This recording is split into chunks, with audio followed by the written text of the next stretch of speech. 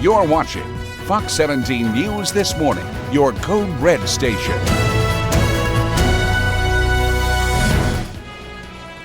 A man found shot to death in Antioch. What we know so far coming up.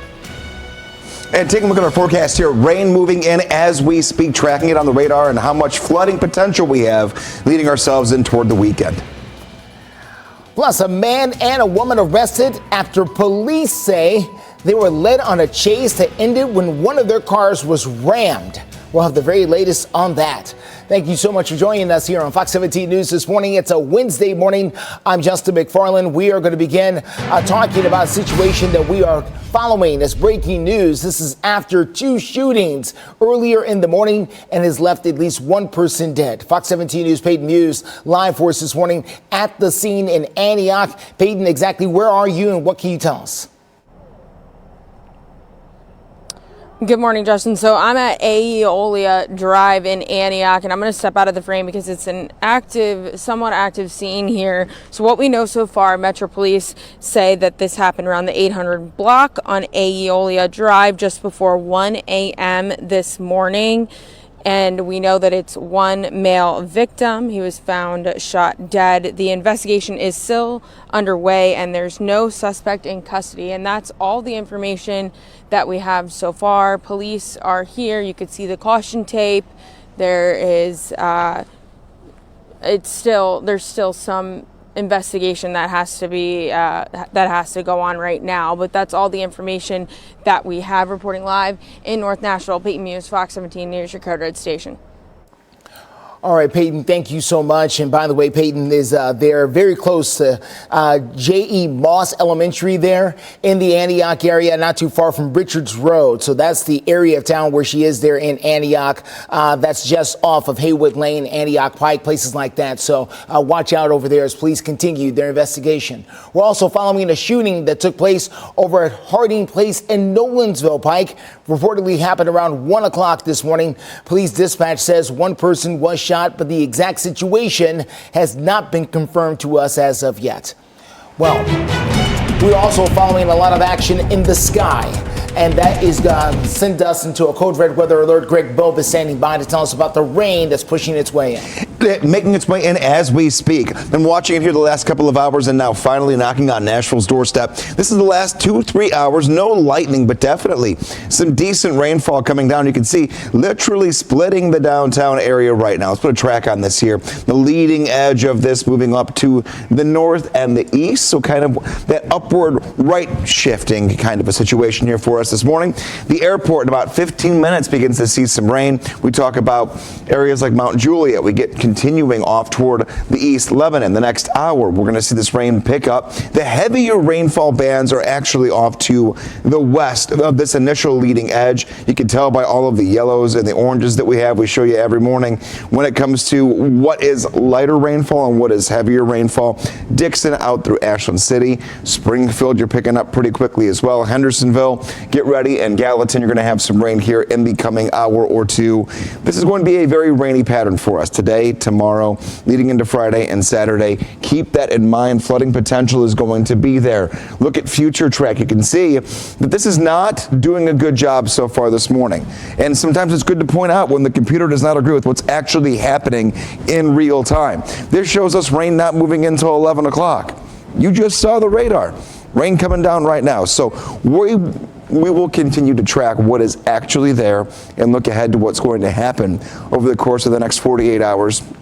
And every check of your forecast about every 5 minutes, but rain is beginning in the Nashville area and will continue to move toward the east in the coming hours. Steer clear traffic out there for you this morning. Let's get to I-40 at Donaldson Pike. You can see the traffic there moving along very nicely there in the Donaldson area as you make your way in and around that particular stretch of road. We can tell you things are also calm at the airport once you jump off at the exit that's nearby. No big delays or cancellations to tell you about as of yet. But of course, we're always keeping an eye on the skies and on the roads for you here on Fox 17 News this morning, live and local through 9. Operation Crime and Justice this morning. Hendersonville police say they've arrested both a man and a woman on Monday who they claim were found driving a car that had been stolen in Nashville. Now, police say that a license plate reader marked the vehicle as stolen in an armed carjacking. When police actually caught up to the vehicle, it sparked a high-speed chase. Officers finally did arrest the driver in this case, Neely Gregory. They say that she was the one who rammed the stolen car into police vehicles during the chase. The passenger, Brandon Hills, was also arrested. Hendersonville PD says they are both facing multiple charges. Another person facing charges this morning is country star Chris Young. He is in trouble with the law after a night out in downtown Nashville. Police say that officers were doing a compliance check over at the Tin Roof. That's when they say that Young got in their way. Now, even following those officers to another bar to continue whatever the conflict they had, they arrested Mr. Young after police claimed he put his hands on one of the officers. Hendersonville is still seeing damage from the December tornado. In a few minutes, I'll show you where that damage is and where the town is in its recovery efforts. Fox 17 News is in a code red weather alert this morning as the rain starts to make its way here into the capital city of the state of Tennessee. Greg Belvis will have the very latest on your forecast and how long the rain will stick around when we come back. Fox 17. Good morning. Welcome back. Time right now is 4:08. Taking a look at your forecast here this morning. We're already working through some rainfall. We just showed you the radar moments ago, and we'll continue to track every 5 minutes where the rain is at, where it is headed. Just know that once this begins in your neighborhood, you are in for it for a long portion of today. Look down to our south and our west, to the bottom left-hand side of your screen.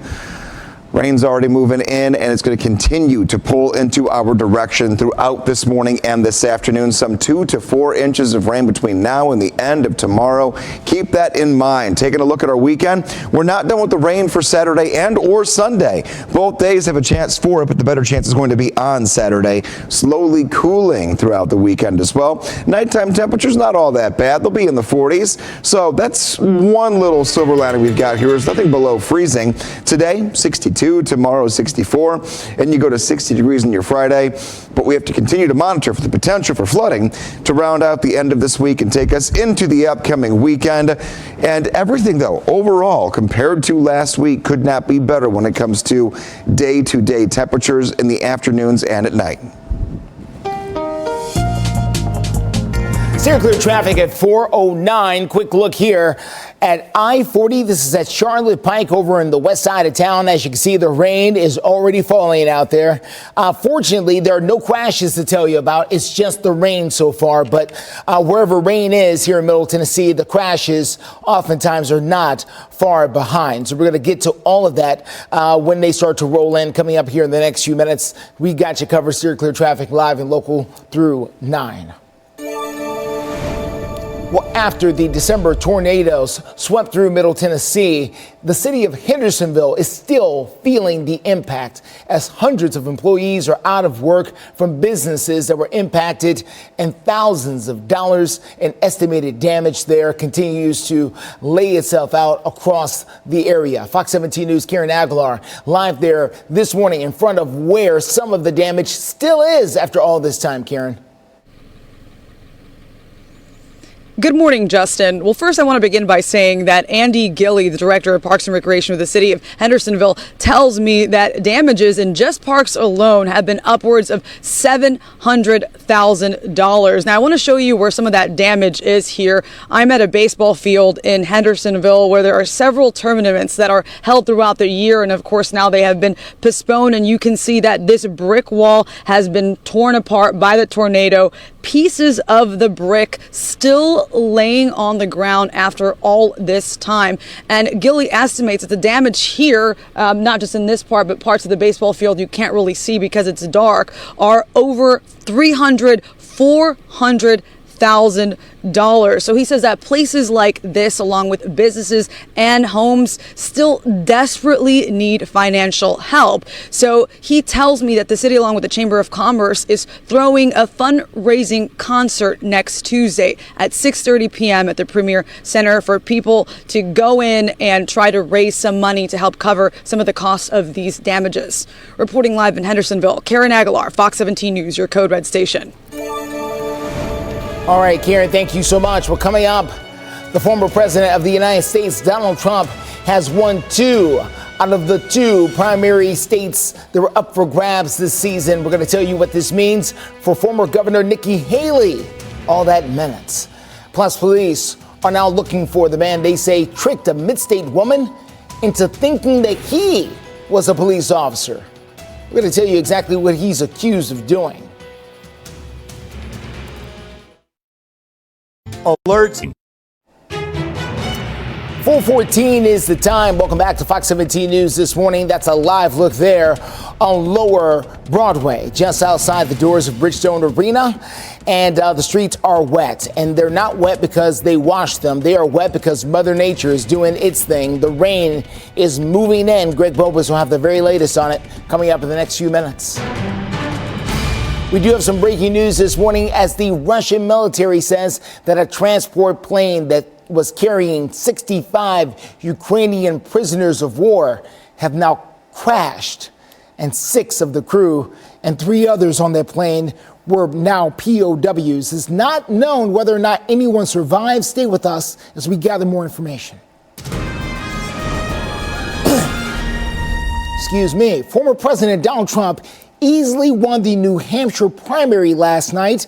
His last standing competitor, Nikki Haley, says that she's still in the race after consistently being behind in the polls. Fox News' Rebecca Castro has the very latest from New Hampshire.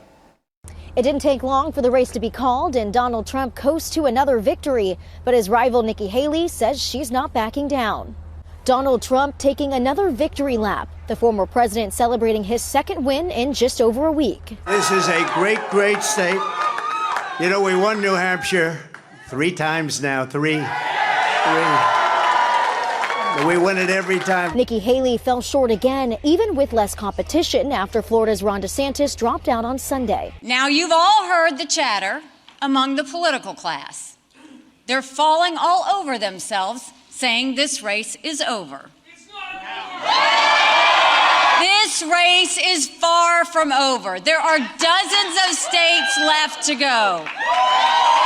And the next one is my sweet state of South Carolina. Now the question is, will Haley stay in the race? Well, I'm a fighter. And I'm scrappy. And now we're the last one standing next to Donald Trump. And today we got close to half of the vote. On the Democrat side, President Joe Biden secured the win, even though his name wasn't on the ballot. That's because the DNC made South Carolina its first official primary. Trump is ready for the potential rematch. Next up is South Carolina, Nikki Haley's home state, but early polls still show her trailing former President Trump by double digits. In Nashville, New Hampshire, Rebecca Castor, Fox News. 4:17 is the time. The Pentagon says since January 11th, the United States military has destroyed more than 20 missiles and 25 launch sites in Yemen. That is a brand new total after a fresh round of strikes that have happened on Monday, along with British forces. These strikes were precise, proportionate, and intended to further disrupt and degrade the capabilities the Houthis have been using to threaten global trade and the lives of innocent mariners. Well, the Pentagon says the strikes targeted a Houthi underground storage site, as well as a missile and surveillance capabilities that the Houthis have to attack ships in the Red Sea. Defense officials won't specify how much the strikes have hurt the Houthis' capabilities. The Houthis' military spokesperson says that the strikes will not go unanswered. We'll see.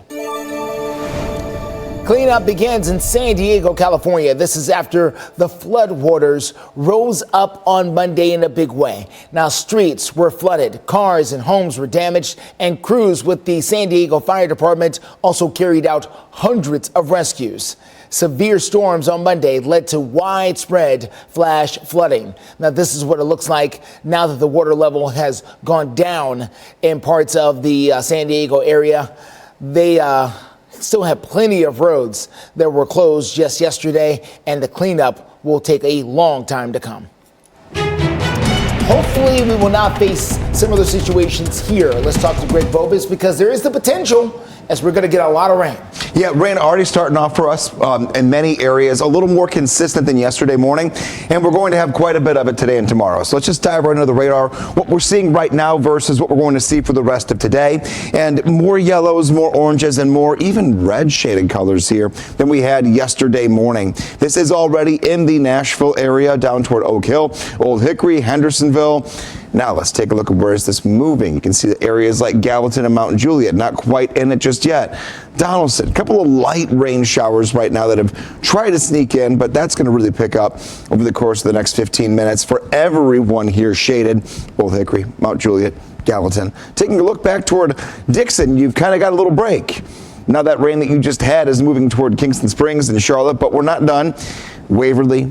Yeah, this is an area we've been talking about here for the past couple of years and how water can quickly go down those hills and make things a little bit of an interesting situation. So we're going to watch out for areas like Waverly, McEwen, everyone for the next 2 days because there is a flood watch that is in effect for us, for many of us, taking us into the upcoming 2 days. How much rain do we get? Some 2 to 4 inches of rain today and tomorrow.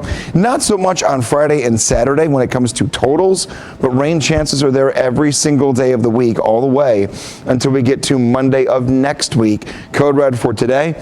Code red for tomorrow. If you see any water that is standing, beginning to pond, rushing into areas you have to drive or walk through, please, please, please avoid it. We don't want to have any of those bad stories that all too frequently do happen when we do have standing water. Steer clear traffic for you this morning at 420. Quick look outside takes us to I-65 at Trinity Lane there on that north side. As you can see, traffic moving along, but the rain is falling. And anytime the rain starts falling here in Middle Tennessee, the accidents sadly are not far behind. So right now we're good to go. If you want to get out there, just make sure to give yourself plenty of room. The good news about this rain is going to knock down any snow and ice that's been left over out there at all. So you're good to go, especially in that department. We'll continue to keep an eye out there on the road. Well, back to the news here this morning as Murfreesboro police are looking for a man they say pretended to be a police officer and took advantage of a blind woman.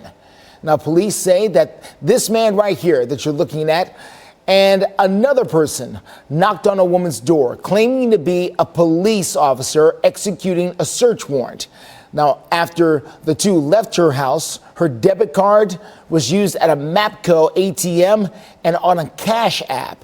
If you have any information about the man here on your screen who is accused of doing this, you're asked to contact the Mount Juliet or Murfreesboro, in this case, the Murfreesboro Police Department. That number is there on your screen as well. Well, coming up, the Milwaukee Bucks said goodbye to their head coach despite the record that was second best in the NBA. We've got more on this coming up in a few minutes. Plus, Fox 17 News continue to follow a code red weather alert this morning. As you can see, that rain has started to push its way across the area. Greg Bobus will have the latest on that coming up in a few.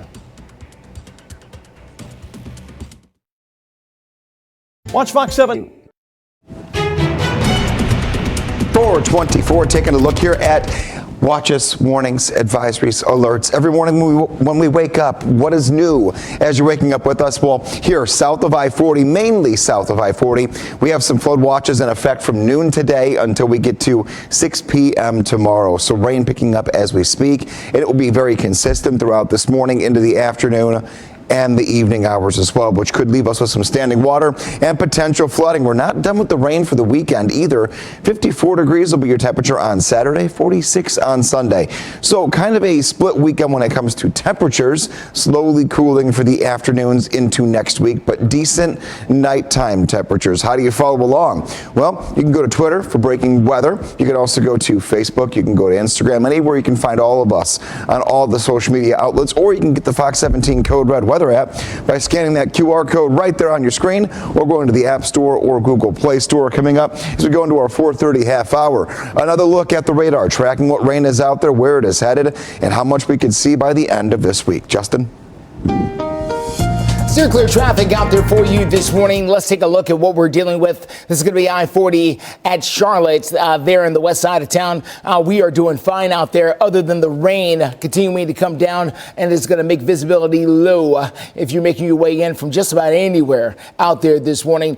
Here's a look on the north side, I-65 Trinity Lane. We're also doing fine. However, the rain is falling, and it is going to slow down some of your traffic. So here are your drive times right now. 24 minutes in from Mount Juliet, 49 from Murfreesboro, 26 minutes in from Franklin. No accidents out there on the interstates right now. Of course, we are always here to keep you updated live and local with you through 9 o'clock this morning with Steer Clear Traffic.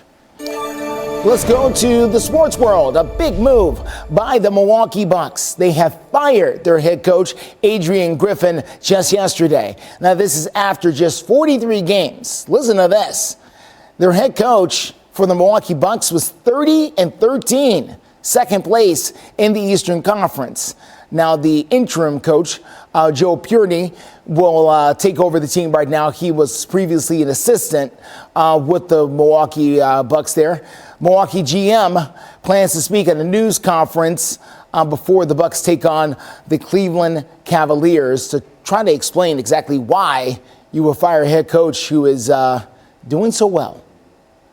Let's talk about a little baseball, shall we? In a proud moment for a former member of the Tennessee Volunteers. 3 baseball players have now been put in to the National Baseball Hall of Fame. Todd Helton is one of them. You see him right there. He's the Tennessee native. Adrian Beltre is another one, and Joe Mauer is also another person on the list elected to the Baseball Hall of Fame. Now, Todd Helton in particular is who we want to focus on. He spent 17 years with the Colorado Rockies, one of the best pure hitters of the last couple of generations there. He had 5 All-Star seasons. He also had 3 Gold Glove wins. The first baseman was born and raised in Knoxville. He played both football and baseball at the University of Tennessee. So congratulations to him. Of course, the other ones are no slouches themselves. That's Adrian Beltre there. 21 years with 4 different teams, including the Dodgers and the Rangers. Also, Joe Mauer, a big win. Therefore, Mauer was a big player with the Minnesota Twins. He played 15 seasons with them and won 3 AL batting championships. Some Tennessee lawmakers want to allow the death penalty in certain cases in the assault of a child. We're going to tell you why some are for and against this proposal. There is a You're watching Fox 17 News This Morning, your Code Red station.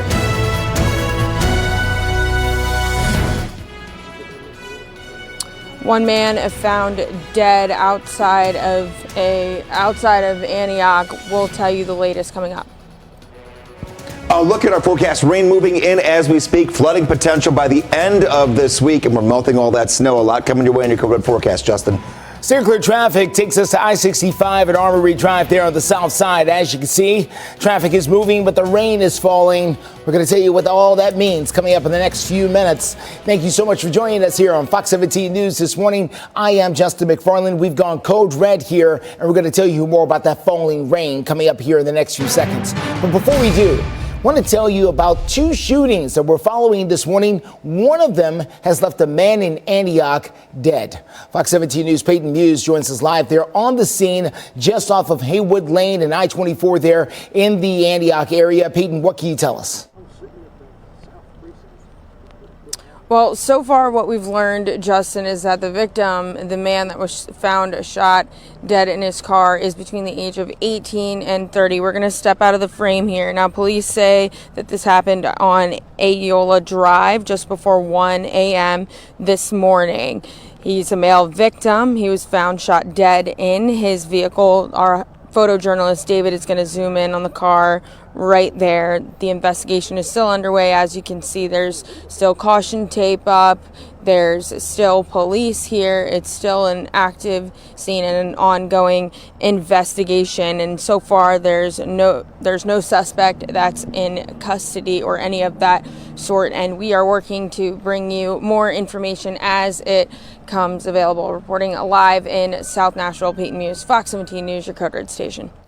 All right, Peyton, thank you so much. We're also following a shooting at the Harding Place area, very close to Nolensville Pike. Happened around 1 o'clock this morning. Now, we really don't know a whole lot about this other than police telling us that one person was shot, but they didn't say exactly how all of this happened, whether or not it was a drive-by shooting, if the person was inside or outside a car or a business. It's a very busy area during the day there at that particular intersection, but we're waiting to get more details from police.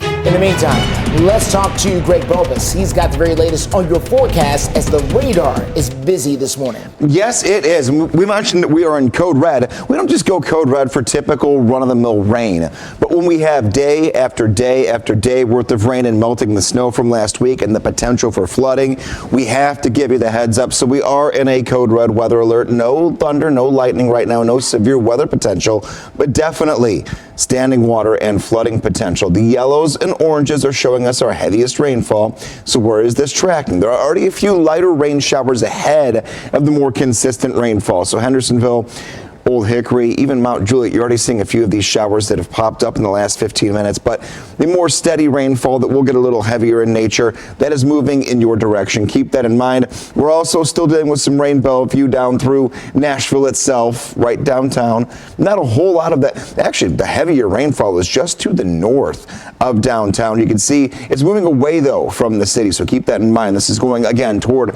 the Old Hickory area. This is moving away from Nashville. I want to stress that.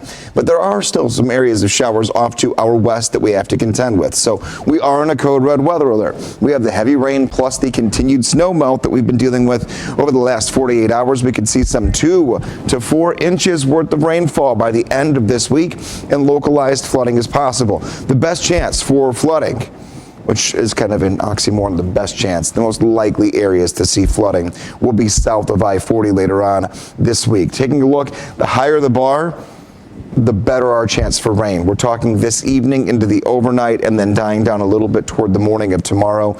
The bulk of that 4 inches of rain is going to come down between now and tomorrow morning at this exact same time. Keep that in mind. Taking a look at your 7-day forecast, temperatures not going to be a problem for us. 62 this afternoon, 64 degrees tomorrow, and then 60 on Friday. Your current temperatures and also your forecast for the day ahead on the right side of your screen, even during commercial breaks, all the way until 9. Steer clear traffic for you this morning. So the rain just starting to fall there at I-65 at Armory Drive on the south side of town. You can see it for yourself there. The street is, well, it's got some wetness to it, but not nearly as much as some other parts of town there this morning. So if you get out and about, just please know the rain could impact your drive for sure. This is going to be Antioch at I-24. They have not seen the rain as of yet, but they will. It's on its way there shortly. They'll see a passing shower, but right now, no major accidents affecting your drive as you get out the door so far this morning. Tennessee lawmakers are considering a bill to increase the penalty for people convicted of child rape. They want to make it a crime punishable by death. If it was to be passed, it would apply to any adult convicted of aggravated rape of a child under the age of 12. We're going to protect our children in the state of Tennessee. If someone rapes one of our children, they are forfeiting their own life. The concern in the victims I've talked to come to when much of the time with this particular crime, it's familial. And if there is a young child who was raped by an uncle, say, and the uncle's going to say, don't tell because then I'll be killed, I'll get the death penalty. Well, the bill is moving forward right now. If passed, it would give juries the option of imposing the death sentence, but it does not make it mandatory. Well, if you would like to get in on more stories like this and learn more about things happening around your community, what you want to do is sign up for our daily newsletter. You can find it over on our website at fox17.com. Hendersonville continues its recovery efforts after the December tornado hit. In a few minutes, I'll tell you about a fundraiser that aims to help cover the costs with the damages left behind. Fox 17 News continues our code red weather alert this morning. The radar is going to be busy, but not just now, for the next few days. Greg Bobus has got the very latest on how much rain we can expect to see. Fox 17 News code. 4:39, taking a look at your code red forecast. We are in a Fox 17 code red weather alert because of incoming rainfall that's going to continue to pile up when it comes to inch upon inch worth of rain. And we're still trying to melt in some areas a lot of the snow from last week. You can take a look at Lower Broadway, and this is not the typical let's just hose down what happened yesterday situation. This is an actual rain shower that has moved into the downtown area, and future rain for us here throughout today and tomorrow could end up giving us a decent amount of some rainfall. It could be upwards of 2 to 4 inches of rain, and that will continue in toward the afternoon. I wouldn't even be shocked if you get a weak little clap of some thunder and see a little bit of lightning. I'm not worried about severe weather, not even close to it. But we'll have some heavier rainfall this morning into the afternoon hours. Taking a look, we're going to be in the low 60s today. We'll be in the middle 60s tomorrow, low 60s on Friday. This is a very nice warm pattern after last week. We are, again, feeling about 60 to 70 degrees warmer than the exact same time last week. Coming up in the next Check Your Forecast, a new look at the radar and future track to carry you through the rest of this week and the timing of more incoming rain. Steer clear traffic for you this morning. Let's get a look at what we're facing out there at I-40 at the airport exit. You can see traffic out there. We're doing okay. We really are. No major delays or cancellations over there at BNA. I'm looking through some of the things right now. A couple of delays in our 7 o'clock hour, but nothing major happening right now. We'll continue to watch things for you. No accidents on the road right now either, but with the rain moving in, that is all subject to change very, very soon. Over $700,000 worth of repairs from damages from the December tornado still remain in the city of Hendersonville. That is what the Director of Parks and Recreation is telling us this morning. Fox 17 News' Karen Aguilar live there, one of the areas hardest hit, and still has a lot of damage to show us and has a lot of word about what the repair is going to be there as far as what they need to do in Hendersonville to make themselves whole. Good morning, Justin. Well, I'm at a baseball field near Hendersonville High School. The field is too dark to see at this moment, but what I can show you is this brick wall. It's been more than a month since that December tornado hit, and you can still see pieces of that wall on the ground. Now, I want you to walk with me so I can show you some of the poles here on the ground, probably from the force of that tornado just tossing them there. And how I can tell that is because if you take a look at a part of this pole, you can still see its jagged edges on there, determining that damage. Now, Andy Gilley, the Director of Parks and Recreation from the city of Hendersonville, tells me that just this baseball field alone will cost more than $400,000 as a part of that over $700,000 you just mentioned. So he says places like this, along with homes and businesses, still need financial help. So there'll be a fundraiser concert that'll be going on next Tuesday. Take a listen as he gives us more details on this. The chamber and our staff have worked, and we've got people coming like the Isaacs, Jesse Keith Whitley, Struggle Jennings, Twitty and Lynn, Rockland Road and Chris Golden. Those are all names you might recognize because their families have been in the music industry for years, and they've lived in our city, and now they're giving back, and we really appreciate it. The fundraising concert will be on Tuesday beginning at 6:30 p.m. Reporting live in Hendersonville, Karen Aguilar, Fox 17 News, your Code Red station. Well, thank you, Karen. Coming up, some medication prices are going through the roof. You're going to learn how to avoid some of these increases and what's behind them. Plus, firefighters are in the middle of a rescue. Look at that. They rescued a construction worker. We're going to tell you where and how all this happened coming up in a few minutes. Team coverage on local issues. 4:45 is the time. Welcome back to Fox 17 News this morning. Live look there across Metro Center. The rain is starting to push its way into town, and this is just the first round. There's still plenty more where this came from. Greg Bobus will give us all the details coming up here in about 2 to 3 minutes.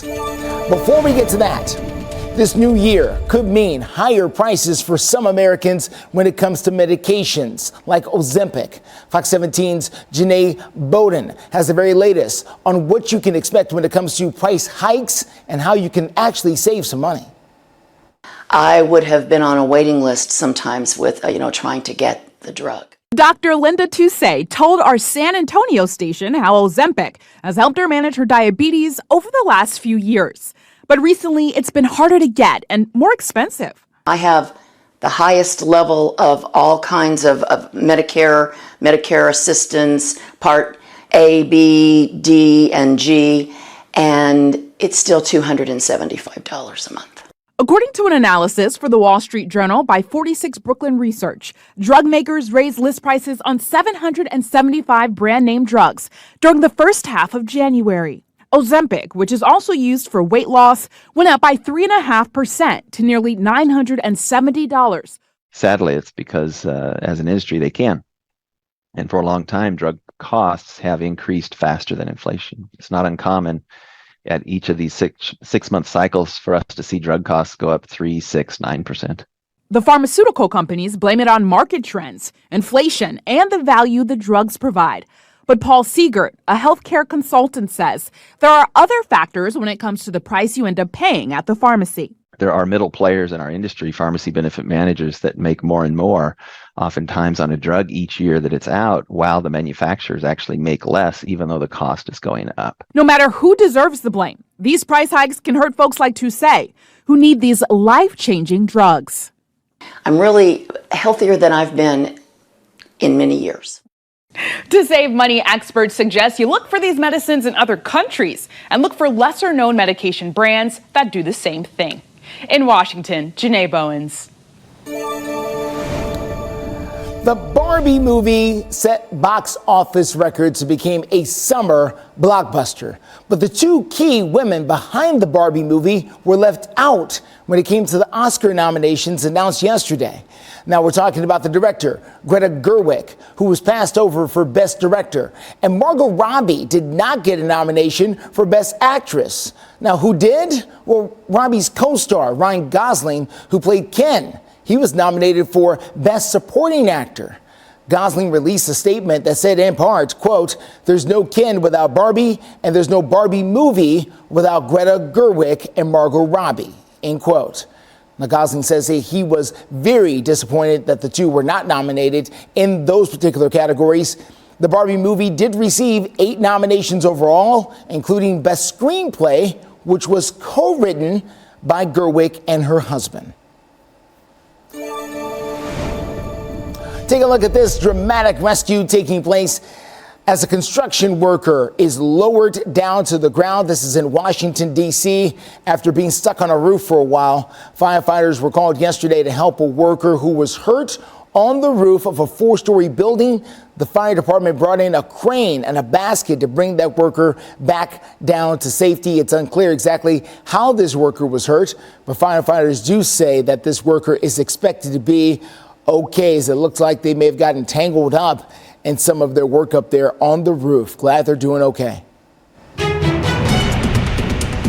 Let's talk to Code Red meteorologist Greg Bobus. He's got the very latest on your forecast as the rain, if you listen closely outside your window, it's already starting to fall. It is, and this will be a day-long situation, and then it will lead into tomorrow as well. It's not severe weather, but steady, consistent rainfall that could lead to some standing water and to some flooding in some areas. We're not seeing any indication of that just yet, but taking a look at your screen right now, the rain has moved into the Nashville area. I've got one important tool turned on here that we're not seeing really any need for just yet. The lightning indicator. No lightning, no thunder right now. There could be a clap or two of it later on this afternoon. But as far as the morning hours go, we're A-OK. Taking a look, Gallatin, though. You get up toward Portland, all the way through Bowling Green, out in Clarksville, Hopkinsville, Dickson, Nashville, down through Brentwood and Franklin. We're seeing the rain there all the way down to 65. So we'll continue with this for the rest of this morning. I will tell you that we're going to get new looks at future track here in the coming hour or so. And we'll also look ahead to a very warm forecast. We talked about it yesterday, how highs would be in the 60s today. Not just today, a good chunk of the next 7 days will be well above average. That'll be our forecast focus coming up in moments. Right now, yeah, the rain coming down. We'll see if that's given us any issues so far this morning. Justin on the roads. All right, so far, steer clear traffic. We're looking just okay out there, even though the rain is falling. This is I-40 at White Bridge Road over on the west side of town. Look at the water trail that's kicking up as the drivers come through there. So watch out for that. That's going to be part of your morning commute this morning, as the roads are going to be wet all morning long. A lot of truckers sleeping over on the shoulder this morning. 1, 2, 3, 4, 5, 6, maybe 7 out there. So give them a little space as you operate out there in West Nashville. Other than that, though, we're doing just fine. Well, let's talk about Boeing. Boeing says they will pause production tomorrow at the facility where their 737 MAX 9 planes were built. Now, Boeing says that the pause will be used as a day that employees can take as part of a working session focused on quality control. This is the first of several planes stand downs that Boeing will hold at all of its commercial airline factories and fabrication sites. Boeing has been under fire recently following the January the 5th incident where a door blew out during a flight on an Alaska Airlines 737 MAX 9 plane. Thankfully, no one was hurt. Story out of Oklahoma this morning, as Oklahoma's superintendent of schools has now made an appointment that some say is a little controversial. Ryan Walters yesterday named a right-wing influencer named Chirac Raichi. This is, they named her as an advisor to the state library. Now, Raichi is the founder of the conservative media account Libs of TikTok. She's made headlines over the last year after criticizing the teaching methods of the Tulsa school librarian. The schools in the city began receiving bomb threats shortly after these posts were made. Walter says that he appointed this particular influencer, Rychik, because he believes her perspective is important to protect Oklahoma students from what they're calling woke ideology. Now, her appointment to the committee is on a volunteer basis, and she will not be paid any money for the work being done there. The committee only meets when someone reports concerns about books or materials found in the public schools. Coming up, a cat rescue gets a surge of donations, and it's all because of the Buffalo Bills, who are out of the playoffs right now. We're going to tell you how the generosity here is making up for the kindness. Unkindness in this case. Let's talk to Greg Bobus. We will do so in a couple of minutes. He's going to tell us about the forecast here as the rain continues to fall across the mid-state. We'll be right back.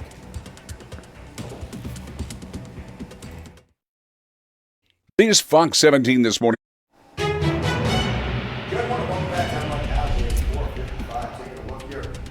Red weather, and we are starting off in the code red weather alert. Good morning here on a Wednesday morning. Lower Broadway typically being hosed down from the night before. That is not the case. This is actual rain that is coming down for you here. So let's just take a look at what is on the radar and where we are going for the rest of today. Flood watch is in effect everywhere south of I-40. Here is your current radar. Taking a look, Bowling Green down through Portland, Gallatin, Nashville area itself. Who is up next to start seeing the rain come in? I'll tell you right now that some areas like Mount Juliet, Antioch just started up about 5 minutes ago. Nolensville, Smyrna, Laverne, all within the next 10 to 15 minutes. If you look at a few more areas across Middle Tennessee, you can see some decent yellows and oranges here over the Gallatin area proper. Whereas this band moving, this is going off toward the top right-hand side of your screen, moving away from downtown Nashville. So everything we're seeing in the metro right in downtown itself is definitely on the lighter side. As far as going forward, here is that flood watch that is in effect from noon today until 6 p.m. tomorrow. 2 to 4 inches of rain cannot be ruled out. That's what we're going to be dealing with here on top of everything that has been melting the last 48 hours. Heavy rainfall, but no severe weather. Localized flooding is possible, with that timeline again being this morning into tomorrow morning. Stay weather aware. Watch for any areas of flooding. Watch for any areas of standing water. If you can't see the ground, you're not driving through it, you're not walking through it, and you'll be okay. Taking a look at our forecast going forward, 62 degrees later on this afternoon. Right side of your screen, current temperatures are in the 40s and 50s on our way to that 62 this afternoon. Coming up as we go into our 5 o'clock half hour, we will continue to see that rain come down and track it every 5 minutes for you. Steer clear traffic this morning at 4:57. A quick look here at I-40. This is at Broadway. As you can see, traffic is moving along there. The water from the rain is really kicking up and can cause some visibility issues. So far, though, we are accident-free out there on the interstates, but that could change within a few seconds. So please be safe out there. We'll continue to watch the roads for you, let you know what we find with Steer Clear Traffic as we're live and local with you through 9. A New York charity is being showered in donations in honor of the Buffalo Bills kicker, Tyler Bass. Listen to this. The 10 Lives Club is a no-kill cat shelter, which Bass is a very strong supporter of. Now, you may remember that he missed a potential game-tying field goal in the game between the Kansas City Chiefs and the Buffalo Bills over the weekend. Well, after that, Bass has gotten a lot of heat from many fans online, in some cases even death threats. Now, the shelter on Facebook says, quote, "We stand with Tyler Bass. Don't bully our friend."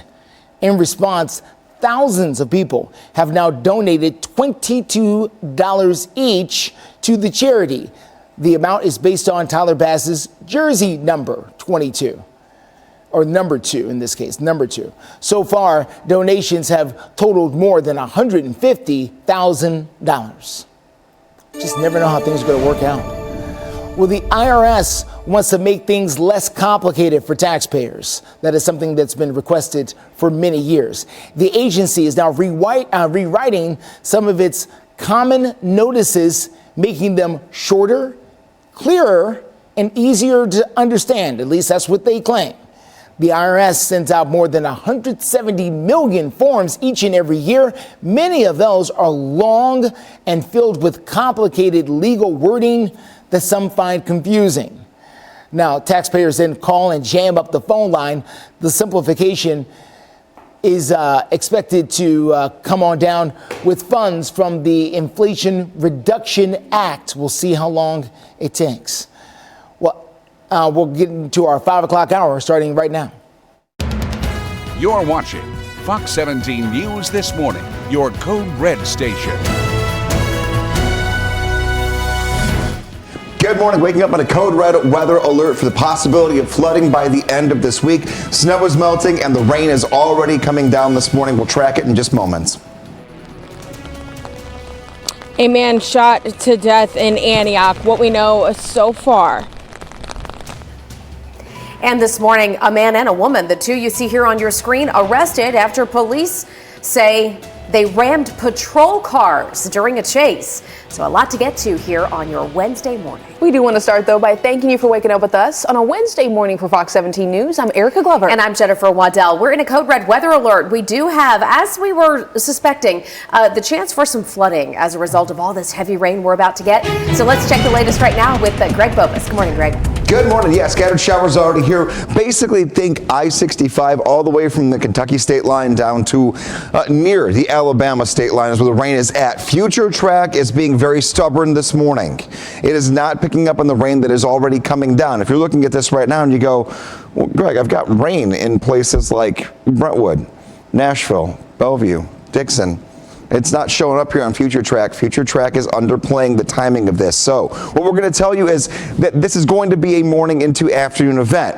It's not going to slow down once it starts moving in. It's already here for many of us, but it will also be a much rainier day than yesterday. Some 2 to 4 inches of rain possible between today and the end of tomorrow. We're kind of on a parade of rain and storms.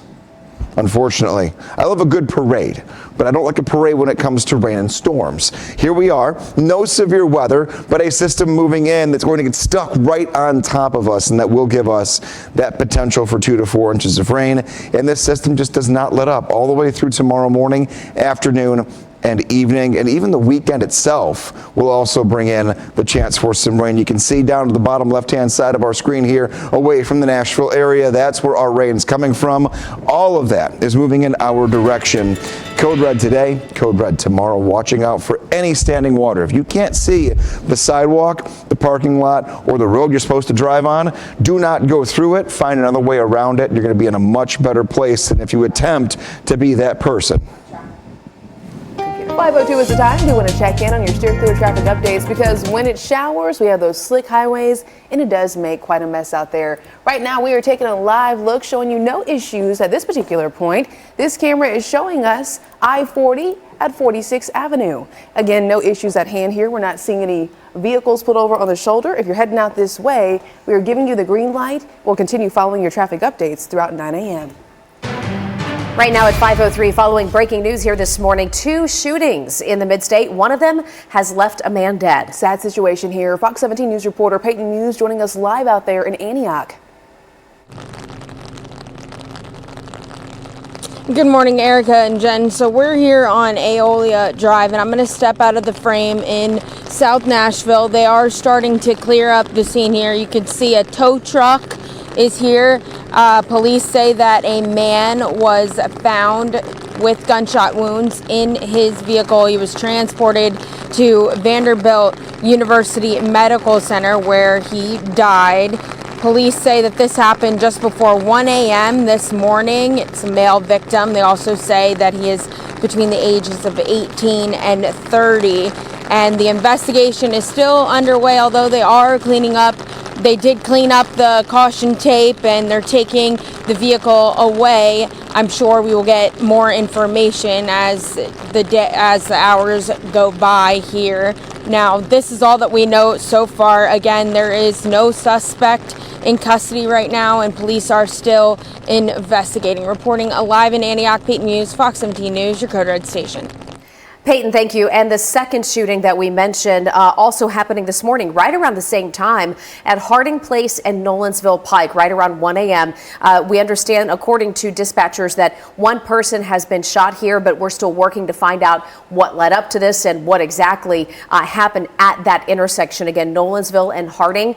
We'll get you updated with those breaking news updates live through 9. We're also kicking off this Wednesday morning with the top 3 things you need to know, and we are starting with politics. Former President Donald Trump winning his New Hampshire primary. That victory does come on the heels of Trump's win at the Iowa caucuses. No Republican candidate has ever won the first 2 states and then not gotten, the presidential nomination. Jury selection is set to continue today in the trial of Jennifer Crumbley. I know that name might not sound familiar to you, but Jennifer Crumbley is the mother of the 2021 mass shooter in Michigan. Crumbley, the mom, faces involuntary manslaughter charges after her son Ethan shot and killed 4 students at Oxford High School. This is the first time that a parent has been charged in a school shooting here in the U.S. Some folks are also talking about Oscar nominations, which are finally in. The movie Oppenheimer coming out with 13 nominations, and the Barbie movie has 8 nominations. Now to Operation Crime and Justice this morning. We have Hendersonville police who have arrested a man and a woman on just Monday, now giving us updates saying that these 2 people we're about to show you were found driving a car that had been stolen in Nashville. Police say a license plate reader camera flagged that car as stolen during an armed carjacking. Okay, so take a look at the screen for the 2 folks we're talking about. When police caught up to the car, it sparked a high-speed chase.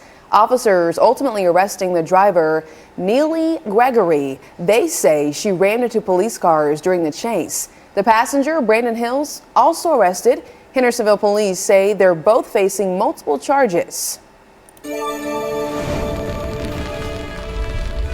Hendersonville is still struggling to recover after the December tornado ripped through it. In a few minutes, I'll have more details on that. And at 5:06, want to let you know that Fox 17 News is in a code red weather alert. There's a flood watch in effect everywhere south of I-40. Areas like Mount Juliet, Nolensville, Laverne. Well, that band of showers popping up already in your area. This Fox 17 this morning. Good morning. It's right now. It's 5:08. We are in a code red weather alert, and you might go, Greg, it's raining. Why are we in a code red? Well, we're going to get so much rain in the next 2 days, this could lead to flooding. So it's not happening yet. This is for what is to come our way. 2 to 4 inches of rain possible here in the next 48 hours. That means standing water. That means areas that will be dangerous to drive through, walk through, and just navigate in general. That is why we're in a code red weather alert. Let's take a look at a few bands of that rain that has tracked in. Rain kind of lightening up just a little bit in the actual Nashville area, light little sprinkles now.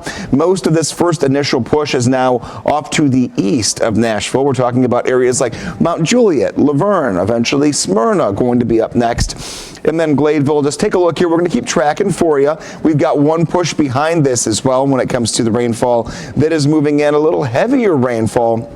Hickory Point. And this is going to continue to move out toward Ashland City, and eventually this will make its way into Nashville as well. Eyes on the radar every 5 minutes for you all the way through 9 a.m. All right, Greg, thank you very much. Steer clear traffic time right now. It is 5:10. And for those of you getting ready to head out the door maybe in the next 5 or 10 minutes, right now crash free. Good news. But it is rainy. We can see TDOT zooming in on something here. Let's see if we can find what TDOT is looking for. Come on now. Bear with us. I don't know what they're looking for, but panning. They are checking for something. This is, as I mentioned, I-24 at Haywood Lane, and looks to be crash-free right here. And check of the TDOT system confirms the same thing. We don't have any major issues in the heart of your mid-state commute. 5 minutes at a time, we're talking about Hendersonville, which is still seeing some damage after the December tornadoes just ripped through homes, businesses, also parks. Yeah, and that's a high impact, you think, as we get into the spring sports season with baseball and soccer and whatnot. So Fox 17 News reporter Karen Aguilar has been talking with some of the leaders there in Hendersonville to find out how far along the city is in those recovery efforts. Right. Good morning, Jen and Erica. Well, first I want to tell you where I'm at. I'm right outside the baseball field near Hendersonville High School, and I want to show you the sheer strength of that December tornado. That gate-like area has bent inward from the force. And if you walk with me, you can see that some of the damage is still left behind. It's been over a month since that tornado hit. Pieces of brick still on the ground. Now, it's too dark to see that field to my right, but what we do know from Andy Gilley, the Director of Parks and Recreation from the city of Hendersonville, tells me that damages both here and there are amounting to upwards of $300,000. But that's not all. Take a look at your screen. That's what the city of Hendersonville endured after the tornado. You can see that there are bleachers that have been torn down and deep-rooted trees fallen over on the ground, along with other damages. Gilley telling me that in total, parks alone are amounting to over $700,000 of damages that the city is still trying to recover from. And he also tells me what's more than that. There were other people that were impacted. Take a listen. We have over 100 businesses that are impacted, probably over 300 employees of those businesses that are out of work, which hurts everybody. I mean, that hurts our local economy and definitely hurts those families, particularly in our parks department. So as you just listened, there is a deep financial need to get Hendersonville back on track. And for that, the city, along with the Chamber of Commerce, is hosting a fundraising concert next Tuesday at 6:30 in the evening at the Premier Center. Reporting live in Hendersonville, Karen Aguilar, Fox 17 News, your Code Red station. Karen, thank you. Coming up, Nevada is the next state for the Republican candidates, and it has a unique structure for who is going to get delegates. What you need to know when it comes to this political story after the break. And I want you to think about this as you are getting ready for the spring this summer, because I know everybody's ready for, maybe a change in the weather. Well, when that change happens, the cicadas are coming. And they're coming to the south maybe like you've never seen them before. We'll tell you why this particular batch is going to be huge. I like the sound. Do you? Yes.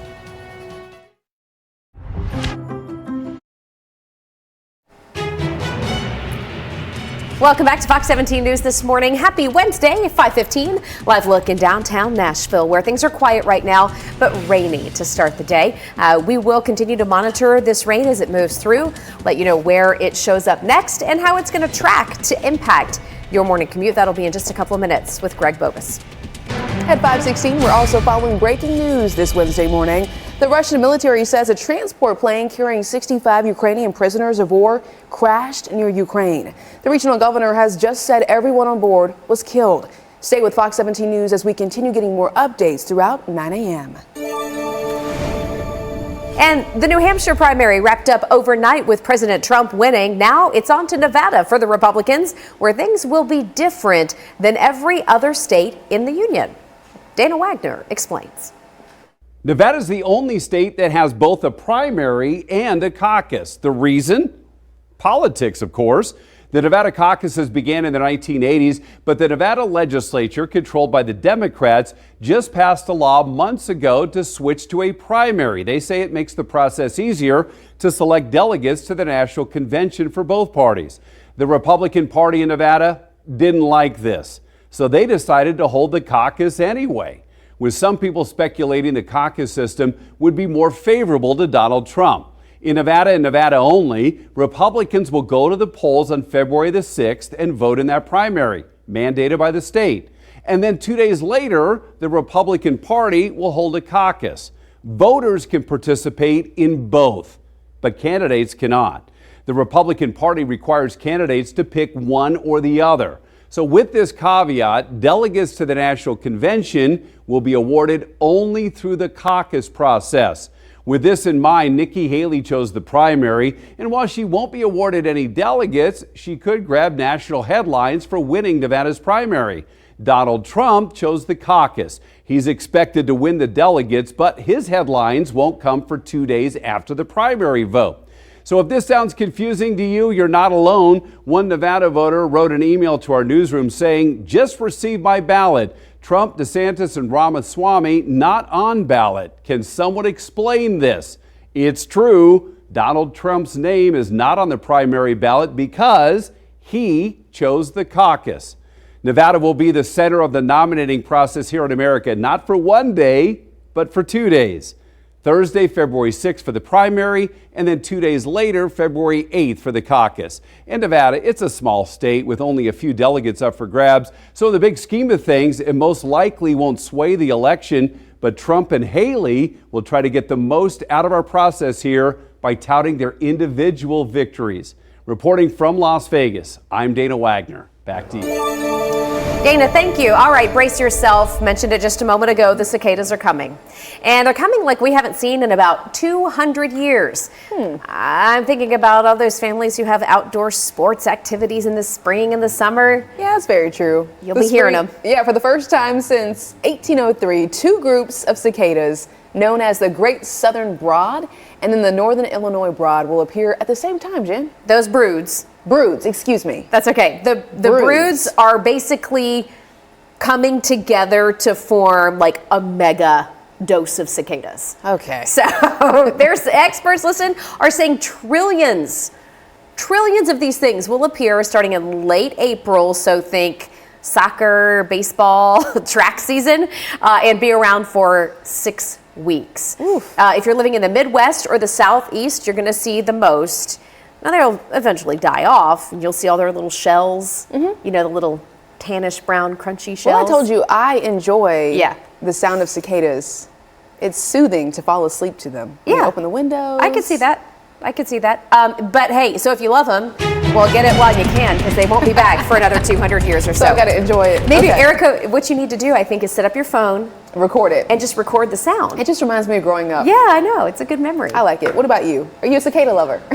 You just used the word, the phrase mega dose of cicadas at 5:19 in the morning on a Wednesday. You just never know what you're going to get. That alone, I'm like, no, thank you. I cannot wait to see my little dog's face when she sees them. Because they're almost the size of her. She'll be like, what in the world is happening? Have you seen the videos of the dogs that put them in their mouth? Oh, no. Oh. No. The dogs that like to catch the cicadas, and then they'll buzz around in their mouths for fun. I'm going to show. Okay, that'll be commercial break material. That I'm is going to so pull it random. up. Show it to you. Interesting. Okay, Jen. And it's almost always a doodle.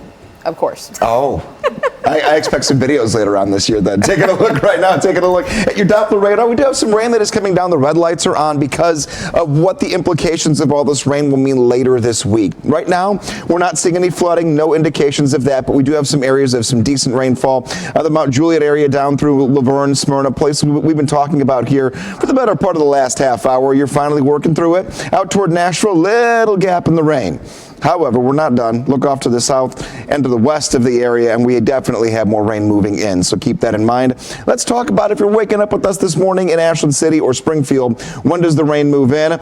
Well, it'll move back in. We've already got a little light rainfall in Springfield, but Ashland City, you've got that little gap, that half-hour chunk of dry time before things move back in 15 minutes. Cholton, you'll get heavier once again in about 30 minutes from right now.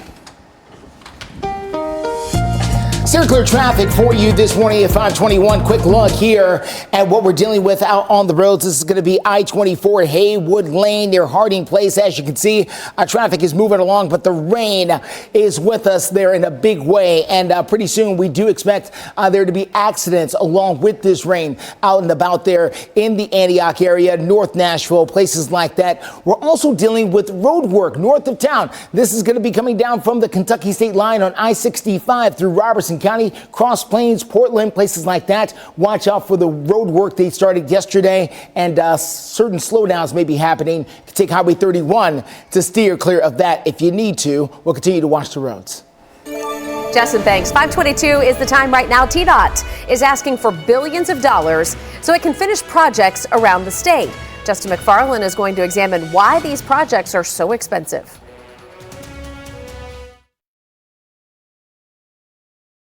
It's been a long year. 524 is the time. The Tennessee Department of Transportation is asking lawmakers at the state capitol for $3 billion.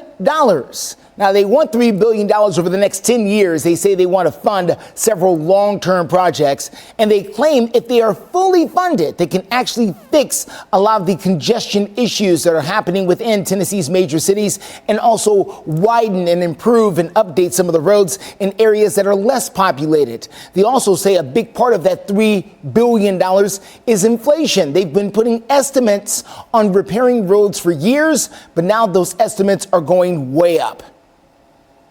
So I can assure you, self-included, everybody at TDOT wants to build as many projects as everybody over here wants us to. There's not a number that we don't want to build. We love it. That's what we go to school for. It's what we do. We want to build as many of them as possible. But we are in a situation where we have got to find ways to squeeze every single penny that we can out of the dollars that we're getting. Well, state lawmakers have plenty of questions. That includes, what about choice lanes? Coming up in our 8 o'clock hour, how long will it be before the first Tennessee driver actually drives on a choice lane? The answer may surprise you. Good morning. Time right now is 5:26. We're in a Fox 17 Code Red weather alert mode for potential flooding by the end of the week. Rain coming down right now. This is going to be a slow progression. We're not in immediate danger right now when it comes to standing water or flooding, but by the end of tomorrow and then leading into Friday, we could see some areas here that are on a flood watch, especially our southern tier of counties that may see some 2 to 4 inches of rainfall in just about 48 hours. So keep that in mind. That is why we were in a code red. We're not done with the rain for the weekend, but not necessarily as heavily as the rain will come down today and tomorrow. Saturday into Sunday, rain chances begin to dwindle, slowly cooling for our afternoon highs. Today, easily going to hit 60 degrees. Tomorrow, 64. We'll be right near 60 on Friday as well. But then we do get a little bit cooler by Sunday, back into the 40s. Decent nighttime temperatures. Even though the afternoons trickle off a little bit, the nighttimes do not drop below or even close to the freezing mark until at least the middle, if not end, of next week. Steer clear traffic for you this morning. Let's get you out onto the Brentwood area. This is going to be I-65, very close to Old Hickory Boulevard out there in Brentwood. And yeah, the rain has covered the cameras out there in that area, so it can be tough to see. Low visibility is going to be the name of the game today as a lot of that heavy rain pushes through the mid-state. So far, though, no major accidents or tie-ups to tell you about out there on the roads. We've been pretty good.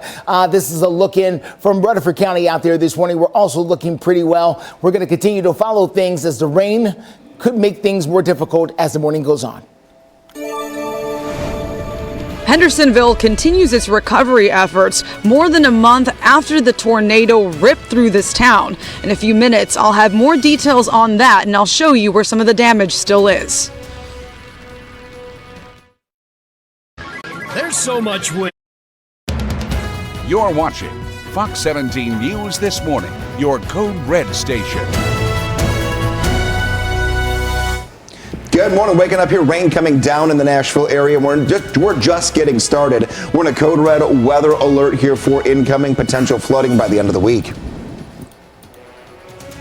Steer clear traffic right now. 5:30 is the time. Rain is coming down, and boy, the folks are out there getting after it here on this Wednesday morning. Already seeing an uptick in the volume here, and we're monitoring any crashes that could pop up, so you can steer clear. All right, happy hump day, halfway through the work week. Thanks so much for waking up with us here on Fox 17 News This Morning. I'm Erica Glover. And I'm Jennifer Waddell. We're glad to be here for you as your live local news team through 9 a.m. And following the weather, the big story this morning, it's crazy to think this time last week, right, we were near 0 degrees with snow on the ground, several inches of snow, and now here we are talking about warm weather and the possibility of some thunderstorms. Yeah, joining us right now, Greg Bovers, those advisories. What's in place? And flooding, by the way. Potential. Yeah, kids, get the canoes out. I'm just telling you right now, we're going to have the chance for about 2 to 4 inches worth of rain the next 48 hours. That is why we're in a code red weather alert. So bus stop, you want the umbrella, you want the rain gear for this one. And yes, 1 week ago from today, at this exact same time, the wind chill was 23 degrees below zero in Cookeville. Now we're waking up to the 40s and 50s.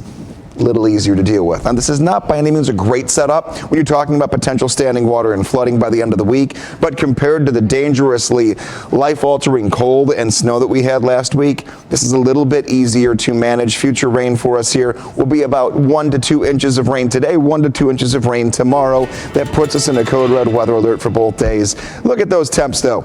62 degrees later on this afternoon, 64 tomorrow, and then 60 degrees on Friday. A little bit cooler for the weekend for the afternoons, but nighttime temperatures cooperate, and we will begin to dry out as we leave the weekend and go into next week. But at any point throughout the rest of this weekend into the weekend, if you see any standing water, please avoid it to the best of your ability. Steer clear traffic at 5:32. Let's take a quick look here and tell you what we're dealing with. This is going to be I-24 near Shelby. As you make your way through the heart of downtown, we do have a fair amount of ponding that is already happening here because of the rain pushing through. So heads up on that. So far, though, no major accidents. We are doing okay. Depending on where you are out there this morning, this is going to be 65 at Wedgwood. This is the exit right here for the State Fairgrounds. Again, we're doing fine, but the rain brings problems. Thank you, Justin. Following breaking news this morning, we have had 2 shootings here in the mid-state. One of them has left a man dead. That one is in Antioch. Fox 17 News' Peyton Muse joining us out there on the scene, giving us some updates from Antioch. I'm here on Aeolia Drive in Antioch, and police say this happened around 1 this morning, or just before 1 this morning. Police say that a male was found with gunshot wounds in his car. They transported him to Vanderbilt University Medical Center. Police say that they believe he is between the age of 18 and 30. He was pronounced dead at the hospital, and the investigation is still ongoing. And so far, there is no suspect in custody, but as more information becomes available, we will be sure to bring that to you. Reporting in Antioch, Peyton Muse, Fox 17 News, your Code Red station. Peyton, thank you so much. We also know more than $700,000 worth of repairs for damages from the December tornado are still remaining over in Hendersonville. That is according to the director of the Parks and Recreation Center. Fox 17 News reporter Karen Aguilar had a chance to talk with the director of the Hendersonville Parks and Rec Department and getting us an update on the damage done and all the cleanup underway. Well, Andy Gilley, the director of Parks and Recreation with the city of Hendersonville, tells me that this area where I'm standing, the baseball field near Hendersonville High School, is one of the harder hit areas here. Now, it's still dark, but what I can show you is the remnants of that damage a tornado left behind. The bricked wall is chipped. You can see some of the bricks still on the ground, and the force of the tornado knocking over these heavy poles. You can see the jarred edges on the top of the severed pole. And if you walk with me here, you can see that this fence-like area has been bent inwards just by the sheer force of that tornado. Just to give you an idea of what we're looking at almost a month after that December tornado hit. And on my field and on the field to my right, it's too dark to see, but what I can tell you is that Gilley says that the damage in this area alone is worth over $300,000. But that's not all. Take a look at your screen. That's some of the damage that we've seen throughout Hendersonville that's affected parks, property, and people. We've seen torn down bleachers. We've seen trees toppled over, and that's just some of the things that Hendersonville has had to deal with. Now, Gilley tells us where he's seen some other damage and why recovery efforts are so important to the people of Hendersonville. Take a listen. We had damages all the way from our lacrosse field to tennis courts to our football field. The bulk of the damages is on the baseball field at Hendersonville High School, where I've been an assistant coach there for 25 years. Even though I'm the parks director, I still coach baseball there. And, you know, our spring season is at home is in jeopardy at this point, depending on how quickly we can get things repaired. They're trying to get things repaired as quickly as they can. So because of that, they are having a fundraiser to help those impacted and cover some of the costs of those damages. The fundraiser will be next week on Tuesday at 6:30 in the evening at Premier Center. Reporting live in Hendersonville, Karen Aguilar, Fox 17 News, your Code Red station.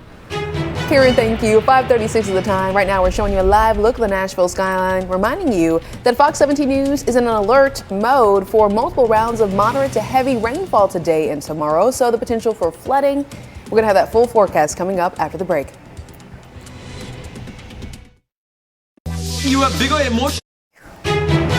Good morning. Time right now is 5:39. Taking a look at your forecast. Let's get you right to Doppler radar and track the rain we have out there this morning. And it's already causing a couple of areas of ponding across Middle Tennessee and especially through southern Kentucky. Hopkinsville out toward Franklin, Kentucky. And then soon up will be Tompkinsville. Taking a look here. Let's track this into your area. And it'll be about 15, 20 minutes. The rain moves in. Once it starts, it's not going to stop for a decent amount of time here. I would call it at least an hour to an hour and a half shower that moves in. These smaller bands down to the south, not going to last as long once they actually do make it into a few of our neighborhoods that have not quite seen the rain just yet.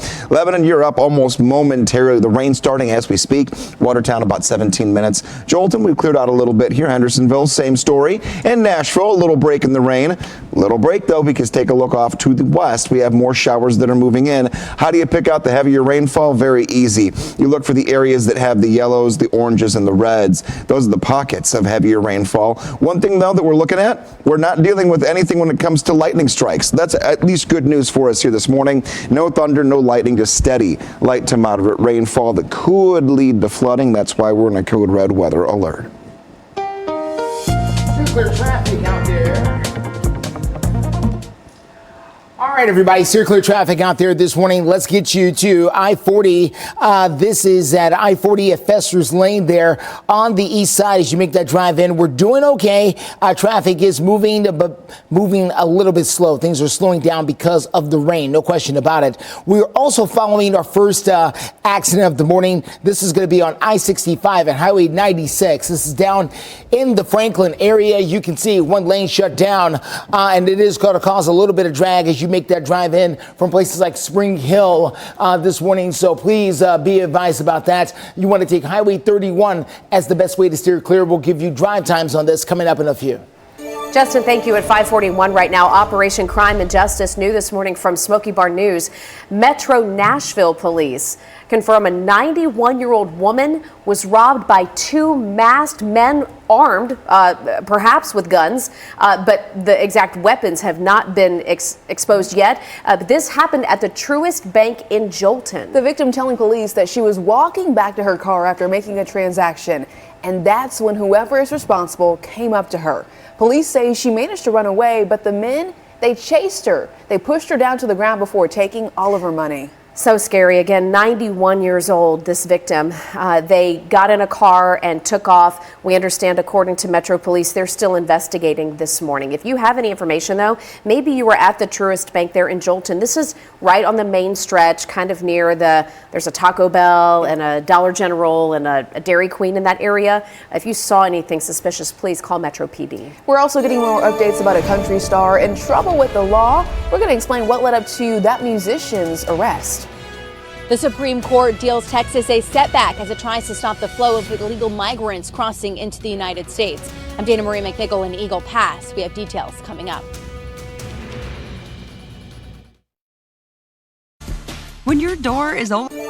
5:45 is the time. Country star Chris Young in trouble with the law after a night out. Metro Police telling Fox 17 News that officers were doing a compliance check over at Tin Roof to make sure the bar was following the laws. Well, that's when police say Young, who we're showing you a photo of, got in the way. Even, according to police, following the officers to another bar. They later arrested Young when he allegedly put his hands on one of the officers. Political headlines here on your Wednesday morning. The feds win in federal court, giving Border Control the right to remove dozens of miles of razor wire put up by the state of Texas. Fox News correspondent Dana Marie McKinnell has much more from Eagle Pass, Texas. A Supreme Court ruling is giving the federal government more flexibility here at the southern border. The justices ruling Monday that Border Patrol can cut and remove about 30 miles of razor wire installed along the Rio Grande by the state of Texas, escalating a political battle between President Biden and Texas Governor Greg Abbott. The decision immediately condemned by most Republican lawmakers who say physical barriers are the best way to stop the flow of illegal migrant crossings. We need to let Greg Abbott do his job, which is to put up the razor wire. I stand with Texas. We've got to secure this border. And with those crossings at an all-time high, the Biden administration is putting a greater focus on border security, claiming the president wants to do more, but it's up to Congress to appropriate funding. At the same time, the White House is also pushing for big changes to the immigration system. He's asking for more resources, and he wants to see additional resources, but also changes to policy to address what we've been seeing at the border.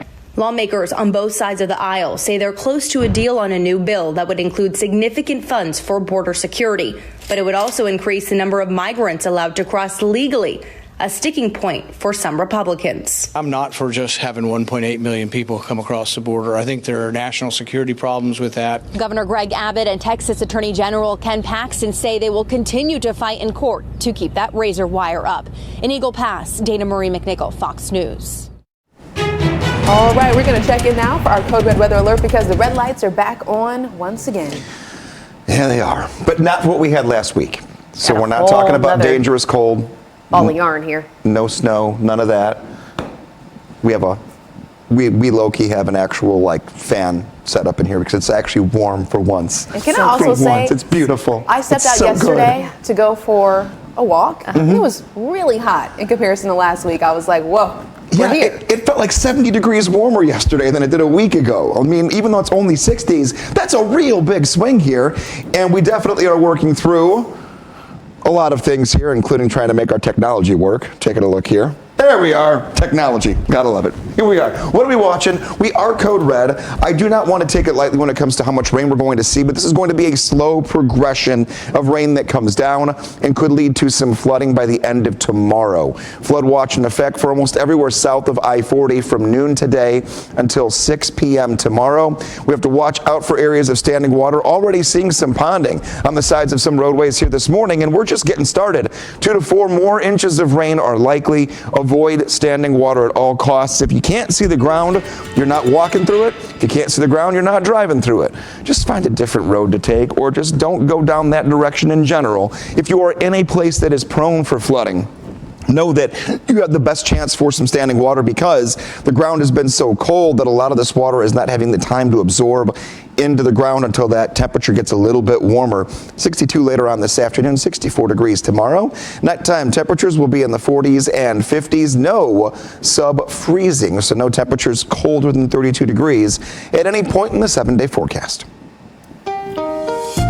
Steer clear traffic out there for you this morning. Let's get a good look at what we're facing. I-65. This is going to be 65 there at Highway 96. This is exit 65 down there in that particular area. So I-65 down there in Williamson County, right there at the exit 65 for Williamson County Medical. You know what I'm talking about down there in that area. That's where we do have a crash right there on the shoulder of the road as you make that drive in, and it is slowing things down just a bit. Here is a look at your drive times right now. 27 minutes in from Hendersonville. Spring Hill's where we're focusing on though. 41 minutes. Part of that drive is that crash there on I-65 near Highway 96. You can take Highway 31, runs right alongside as the best way to steer clear. Justin, thank you. Tennessee lawmakers are now considering a bill to increase the penalty for people who are convicted of child rape. Yeah, they want to make it a crime punishable by death. And if this passes, it would apply to any adult convicted of aggravated rape of a child under the age of 12. We're going to protect our children in the state of Tennessee. If someone rapes one of our children, they are forfeiting their own life. The concern in the victims I've talked to come to when much of the time with this particular crime, it's familial. And if there is a young child who was raped by an uncle, say, and the uncle's going to say, don't tell because then I'll be killed, I'll get the death penalty. The bill is moving forward. If passed as it's written, it would give juries the option of imposing a death sentence, but would not make it mandatory. Politics now. Donald Trump sliding to victory in the New Hampshire primary, but that has not stumped opponent Nikki Haley. Listen. Most Americans do not want a rematch between Biden and Trump. The first party to retire its 80-year-old candidate is going to be the party that wins this election. And just a little note to Nikki, she's not going to win. Well, Miss Nikki Haley and Mr. Donald Trump will face off again in next month's South Carolina primary. Talking about food now, Nashville restaurants gaining recognition across the country. What Yelp says is the best in Nashville. We'll see if it lines up with what you think is the best. Yeah. And a unique story behind the newest baby at one zoo. Oh, goodness. I baptize you in the name. Welcome back to Fox 17 News this morning. Glad to be here for you. We are approaching 6 o'clock and a live look in Nashville where it is raining this morning. You might have heard the rain on your window as you were sleeping or waking up. That's going to continue through a good portion of the day. In fact, it's enough to where we've now issued a code red weather alert for the possibility of some flooding. So we're going to get more in depth into that as we get into our 6 o'clock hour. Right now, though, we have 3 Nashville restaurants that just made Yelp's top 100 best places to eat. Yes, and Dory, which serves Indian cuisine, was ranked number 78. Citing its butter chicken and plentiful vegetarian options. Getting hungry? Yeah, as one of the reasons it's so beloved. Also, there's number 45 that is making this list. We're talking about Dag Thai. It's over on Nolensville Pike. Even with its smaller menu, Yelpers say it really does pack a punch. If you want to check out that list, go to fox17.com. And check this out, a long neck newborn giraffe at the Fort Worth Zoo. Aww. Born on New Year's Day, is getting a lot of attention online right now. The baby's name is Corbel, after the popular champagne brand in honor of the special birthday at New Year's. Okay, I get the connection. That's Okay. cute. The zoo introducing him to the world in a cute video on social media. We're showing you some of that. Right now, he's being kept indoors, though, because it's too cold outside. That little face. I think they are so sweet when they're tiny like this. It's precious. Aw, okay, well, that'll be trending as we go through the day. You can check out all of our trending stories, by the way, as Erica mentioned, at fox17.com. Right now, though, we're going to get more on our Code Red weather alert, so you are in the know before heading out the door. Pack the poncho, the umbrella, all of that. Yes, the rain gear is key here, not just today, but also tomorrow, Friday, and into Saturday. Taking a look, the rain has kind of died down a little bit in a few spots over the course of the last half hour, but we have a couple of pockets that are still cranking here on the western areas of our viewing area. Taking a look toward Ashland City, we get toward Springfield, Pleasant View. In the next 20-25 minutes, that's when the rain begins to move in. Some decent rainfall right now over Camden. Nashville, nothing happening. A big pocket of some dry air here. Nashville on down toward the south, so Brentwood, Franklin, Smyrna, we've all dried out just for now. More rain will move in later today. In the Tompkinsville area, we talked about 10 minutes ago about you getting into the rain very quickly. There we go. It's starting as we speak and will continue to pick up and then last a good hour to 2 hours. Looking at how this is moving, we'll zoom back out to the entire viewing area and take a look at the last 2 hours and see where this trajectory is taking everything. Bottom left-hand side of your screen to top right-hand side of your screen. The issue is we've got a lot more rain down to the south and west that's moving in our direction. We'll continue to track this here for you all the way through 9 a.m. Steer clear traffic for you this morning. Let's get out to I-65. This is at Highway 96 on the south side of town. This is over in the Franklin area. That's where we are dealing with at least one lane shut down because of a crash here right around Highway 96, which is exit 65 there for the Williamson County Medical Center in that area. You can always use Highway 31 as the best way to steer clear. It is causing quite a bit of backup. Unfortunately, this is the best camera angle we can give you right now. Hopefully that remains so, because if it continues to back up anymore, our next camera is down here 840, and we certainly don't want it to get all the way down there. So hopefully people can find a way to get by this for the next few minutes. That drive time around 41 minutes coming in from Spring Hill. We're also watching areas near the airport. Now, TDOT put up a small icon for the first time in a long time talking about backup here from the airport onto the interstate. Haven't seen it with our own eyes, but we'll continue to watch it. Justin, thank you. Hey, attention Stanley Cup users. This is an interesting one. Police have arrested a woman accused of stealing, dozens of Stanley Cups. Now, you know this has gone too far. This is in California, where police say a 23-year-old woman filled her cart with more than 60 Stanley products at a local store out there on the West Coast, and then flat out refused to pay for them when the staff confronted her about it. She's got a car full of Stanleys. Look at this. Look at that. You know how much money that is? Too far. Y'all gone too far. $2,500. These are cups. We realize, right? These are cups by any other brand name. Yeah, really, the popular all the same. It's gone viral. We talked about this last week, over the last couple of weeks especially, because people are trying to make a beeline to the store and get those special Gallatin colors. Well, and then sell them online. What they're trying to do is they're trying to make money off of the craze. This lady is now charged with grand theft. Okay, not just, stealing a couple of cups, but these Stanleys. Grand theft. All is for the cups. charge. Was it worth it? Stop it. We're also talking about alligators. They're chilling out over in a North Carolina park. I have seen this in person. It's wild. Okay, so they suspend their snouts right here out of the surface. Experts say this is called brumentation, or a type of hibernation for reptiles. Alligators keep their eyelids closed. They wake up to drink a little bit of water, and they get a little bit of sunshine when it's warm enough. This video taken when temperatures in that North Carolina park dropped to about 17 degrees. Okay, brumation is what it's called. Brumation. And people around here take ice baths. Not those gators. But not these guys. All right. You're watching Fox 17 News This Morning, your Code Red station. We are in a code red weather alert for rain that is coming down now and the implications for possible flooding it may have by the end of this week. The CDC says Tennessee has the most flu-like cases in the nation. Why one doctor believes that's the case. Recovery efforts continue after a tornado ripped through Hendersonville. In a few minutes, I'll show you the extent of the damage and where they are now. And steer clear traffic takes us to I-65. This is at Highway 96. We're going to tell you the best ways to steer clear. 6:01 right now. Thanks so much for starting your day with us on Fox 17 News this morning. I'm Jennifer Waddell. And I'm Erica Glover. You can see the red lights are on. We are in a code red weather alert for the showers that are on the way. That could lead to flooding. That is the issue at hand here. So when is that advisory going into effect? The flood watch that we have for many areas that are south of I-40, that starts at noon today and then goes until 6 p.m.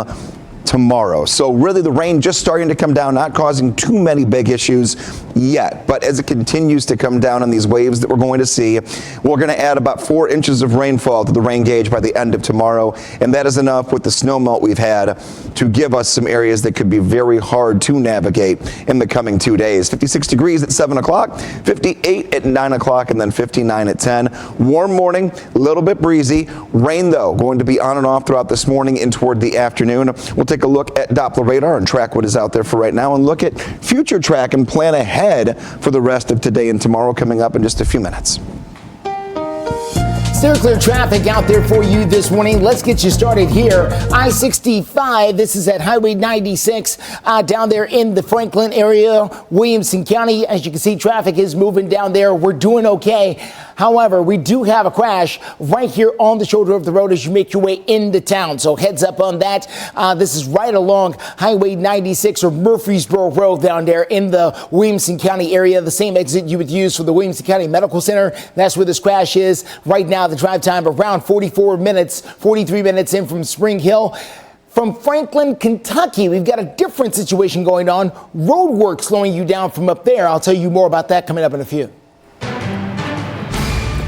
Justin, thank you. We have an investigation underway right now in Antioch after a man is found shot to death. Police alerted to that shooting right around 1 o'clock this morning. It happened near the 800 block of Aola Drive in Antioch. Right now, nobody is in custody. Police are working this case as we speak. And at the same time, we're also this morning on Fox 17 News following a different shooting at Harding Place and Nolensville Pike. Mapping it out for you. This reportedly happened around 1 o'clock this morning. Police dispatch says one person was shot, but the exact situation not confirmed. Working on those details. Of course, we'll update you here online, both on air and online over at fox17.com. Health news this morning. Tennessee, unfortunately, is leading the nation when it comes to flu cases right now. That's according to the CDC. We are not the only state, though, or I should say we are the only state reporting a high level of the flu. Fox 17 News' Peyton Muse joining us live outside of Vanderbilt University Medical Center. Peyton, what are you learning about this?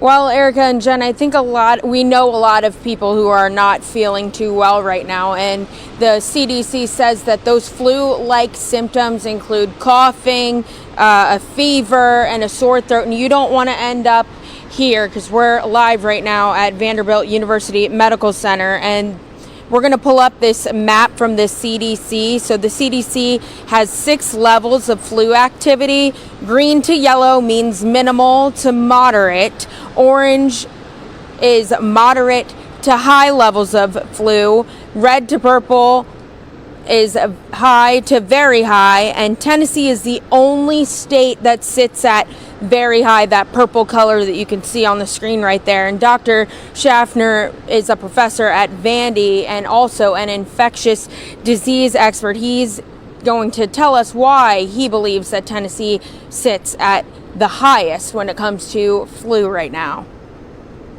And I'm afraid we've just persisted with a great deal of influenza this season. I'm not entirely sure why that is. We're a somewhat under-vaccinated state, and that may be partially contributing to it. Other than that, flu is fickle. It goes where it wants to go. Now, the CDC, according to the CDC, below Tennessee, the second place is Georgia, Louisiana, and New Mexico. And Dr. William Schaffner tells us that it's too late to get the flu shot, but people should be thinking ahead to fall next year's flu season if they did get very sick this year. Reporting live at Vanderbilt in Midtown, Peyton Muse, Fox 17 News, your Code Red station. Peyton, thank you. Well, after the December tornadoes swept across Middle Tennessee, several of them, Hendersonville is one of the spots still feeling the impact. Hundreds of people are still out of work because of businesses that haven't been able to reopen, and not to mention the fact that they haven't been able to, make their income. We have so much damage that still has to be repaired. Yeah, thousands of dollars worth of damage. Karen Aguilar is joining us live in front of where some of that damage is. So what are you seeing behind you? I know it's dark, but kind of show us this. I know, Jen, you spoke about people being out of work, businesses being impacted, but what's also being impacted are parks and fields. I'm in front of a baseball field near Hendersonville High School, and I want to show you the sheer force of that December tornado. Take a look at this fence-like area. It's a little bit dark, but if I run my fingers through this pole, you can see that it has bent inward, and this is a pretty heavy pole here. We've also seen towards the end of that brick wall that the poles have been knocked out entirely, and we're seeing some more poles on the ground. Now, we can't show you the field there on the right because it's still dark. However, Andy Gilly, the director of the Parks and Recreation with the city of Hendersonville, tells me that damages both here and there amount to upwards of $300,000. Just to give you an idea of the extent of the damage that was left behind. And what's more, parks all over amount to over $700,000. So because of that, the city, along with the Chamber of Commerce, is trying to raise funds to help cover some of the cost of the damages. Gilly explains a little bit more about what they're expecting to do next week for this fundraiser. Take a listen.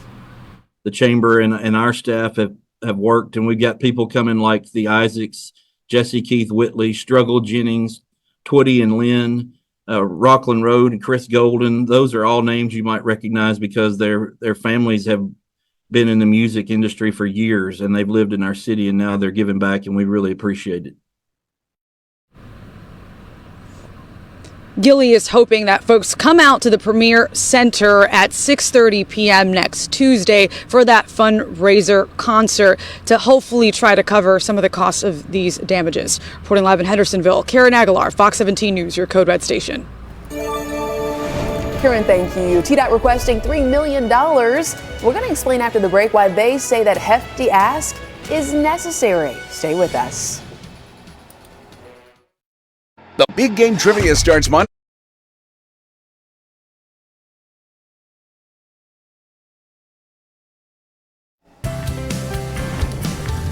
.611 is the time. The Tennessee Department of Transportation told lawmakers recently they want $3 billion. Now, they want to use it to fund several long-term projects across the state of Tennessee. They call it their 10-year plan, and it has something for everyone. It would widen Vietnam Veterans Boulevard in Sumner County. It would also widen I-24 in Montgomery County. It would also add more lanes to I-65 around Long Hollow Pike in the Goodlettsville area.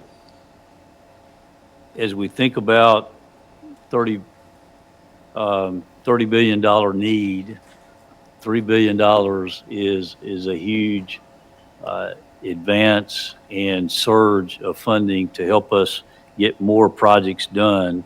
But it certainly is obvious that we still need more funding to be able to do additional projects, and we're happy to work, as Chairman Howell said, individually with you to talk more about these projects.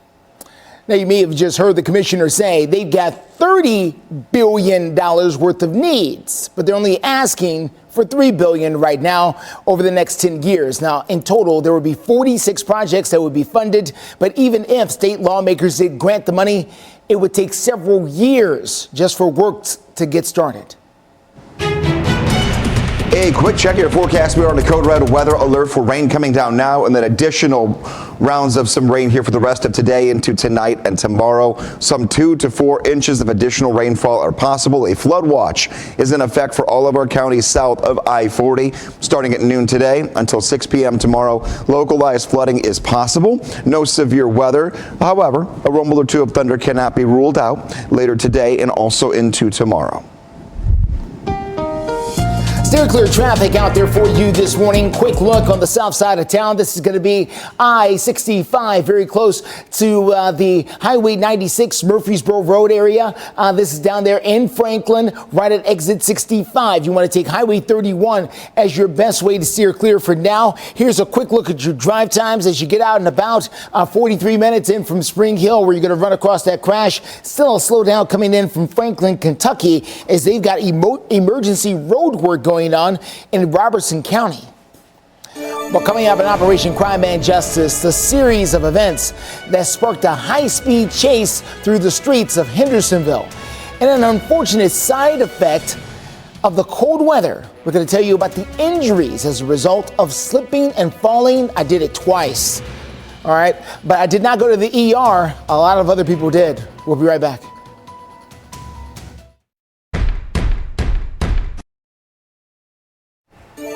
Good morning. Welcome back to Fox 17 News this morning. It is 6:15 right now. Operation Crime and Justice. Hendersonville police have now arrested a man and a woman who they say were driving a car stolen in Nashville, and a license plate reader in Hendersonville detected it as stolen in an armed carjacking. Here's what unfolded after that. Well, police caught up to that car. A high-speed chase then started, and then officers ultimately arresting these two. The driver, Kennelly Gregory.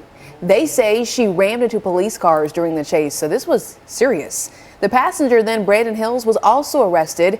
Hendersonville police saying that they're both facing, as you might imagine, multiple charges now. And more updates this morning in Operation Crime and Justice as a woman is facing charges accused of stealing from the Green Hills Mall. This is another day, another arrest after more thefts at that mall. Metro Police say Kiera Egley Lloyd shoplifted $2,000 worth of merchandise from Nordstrom, and they say she used bear mace on staff members who tried to stop her. Wow, she is now charged with felony theft and 4 counts of assault. Bear mace.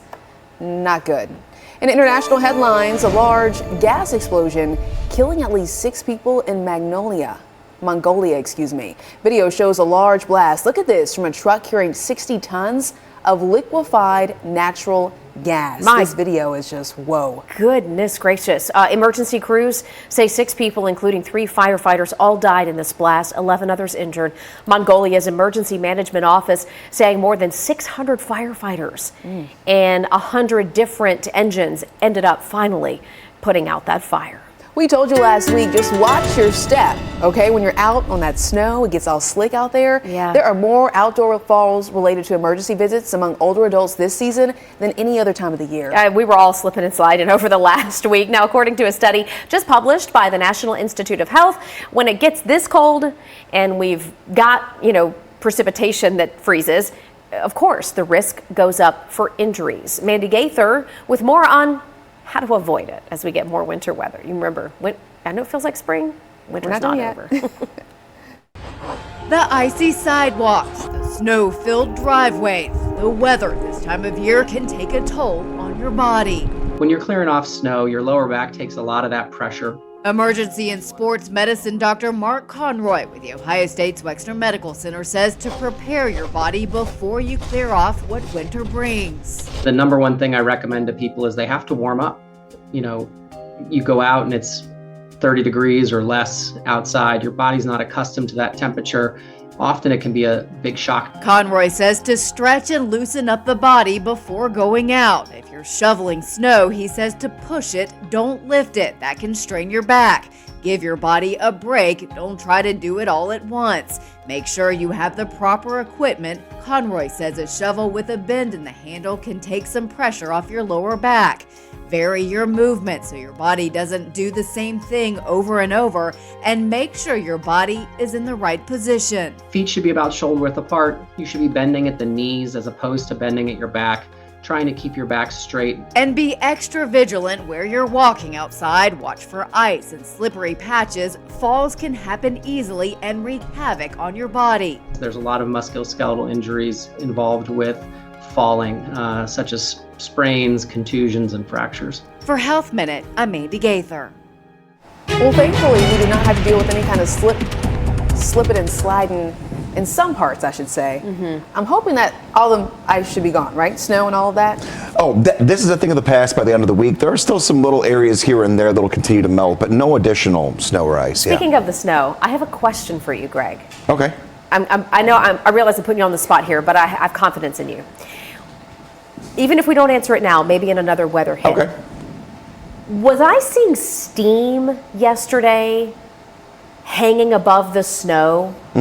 Because for the first time in a long time, we got really warm very quickly. Yes. And the snow was almost instantaneously melting. It was wild. I was, because, we drive a lot, chauffeuring the kids around and stuff. And everywhere I saw snow still on grassy areas, there was a thick layer of what looked like steam just sitting right above it. It was wild. I'd never noticed anything like that around here. Yeah, that's where we're at right now. Our ground is steaming with snow on it. That's what Nashville is like right now here in January. Taking a look, we are going to continue to melt it. Yeah, it is one of those fascinating things because the ground was so cold for so long, where we had those days upon days not making it above 32 degrees, that once we got back up near 60, the ground went, ooh, hello. We're instantly melting everything. Taking a look, Bowling Green down through Portland and Gallatin, still seeing a little bit of lighter rainfall that's moving into the area. Tompkinsville, you finally have worked into it as well. Clarksville down through Dickson and Centerville. You are up next. Clarksville just started. Dickson and then out through Centerville, you will pick up a little rain. Not raining right now in Nashville itself, but we already had some rain overnight. So wet pavement, absolutely a start to our day. Right side of your screen, current temperatures are in the 40s and 50s. We're on our way to 60 later on this afternoon. We'll see how long the warm temperatures hang around, but also talk about code red weather. The red lights are on for possible flooding by the end of the week. We'll take a look at how much more rain we're going to get. Steer clear traffic for you this morning. We have picked up a crash very close to Nissan Stadium. This is going to be on First Avenue near Woodland Street, downtown Nashville here. This is a crash with injuries, according to the information we've received from the Metro Police Department website. Crews remain on the scene right now, dealing with a couple of cars there. You can see a tow truck already in place, hopefully to get this out of the way. Kudos to my team in the back in the production booth who was looking around and saw this crash. So we can bring that to you here on our secondaries, again, just outside of Nissan Stadium. Other things we're following includes this 65, very close to Highway 96, down the Franklin area. We had a crash down here, shutting down one lane. Glad to report that crash is now cleared. Well, police searching for a man accused of posing as a cop to take advantage of a blind woman. Just when we think we've seen it all, we're going to get into the details of that story here in minutes.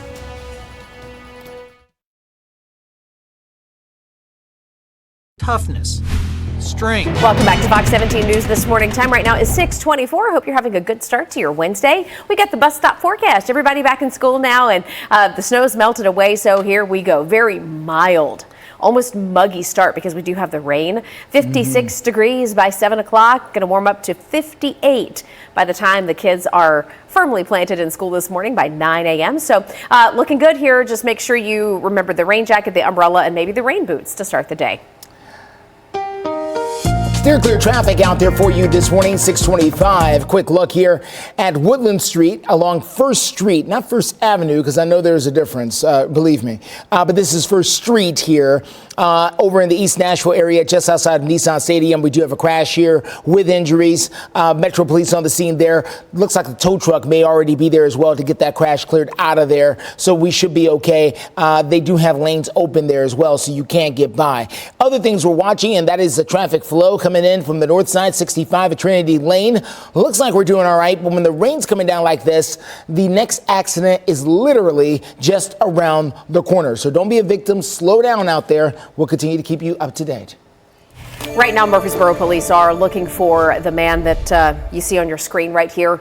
Police say he and another person took advantage of a blind woman by posing as police officers and claiming they needed to carry out a search warrant. Now, the woman let them into her home. Remember, she cannot see, and they claimed they were police officers. She says afterwards there was a Cash App transaction and withdrawals from her debit card were made at a nearby gas station. So if you have any information about who this man is, please contact the Murfreesboro Police Department. It's a pretty good picture there. We'll make sure we get this on the website so you can share it as well. The CDC says Tennessee has the most flu-like cases in the nation. Why one doctor says you should not get vaccinated right now. And Fox 17 News continues in our code red weather alert. We're taking a live look there across Metro Center as the rain continues to fall. One other thing we're watching there in Metro Center, and that is the bubble there for the Tennessee Titans. They have yet to make it official, even though we have reported it over and over again, that they do have a brand new head coach, Brian Callahan, coming over from the Bengals. ESPN has reported it. The AP has reported it. We've reported it. But the Titans, so far, a little mum on the subject. We're going to be getting into that and watching for that, along with your code red weather coverage throughout the morning. Do you have jewelry that needs... You're watching Fox 17 News This Morning, your code red station. Welcome into Fox 17 News This Morning. Just about 6:30, live look from Nashville where the rain is coming down. And Greg is going to join us here in moments to tell us where it's tracking and when it'll be to your neighborhood next. Steer clear traffic this morning. I-24 Hickory Hollow Parkway. Starting to see a slowdown developing there. We're going to tell you about your latest drive times coming up in just a few. Good morning, and thank you for joining us here on a Wednesday for Fox 17 News. I'm Erica Glover. And I'm Jennifer Waddell. Glad to be your live local news source through 9 a.m. And we do begin with our code red weather alert. Things have shifted around a little bit, enough for us to have concern for potential flooding due to all the rain incoming. Yeah, let's take a look here. This is going to be a 2-day progression of rain that's going to move in and could potentially lead to some flooding by the end of tomorrow. Our first bands of rain have already tracked into and out of Nashville, but we're not by any means done. You can just see a little pocket of some dry air here, but Dickson, Charlotte, Ashland City, Kingston Springs, you've already seen some rain, and we are gearing up for round 2 here this morning.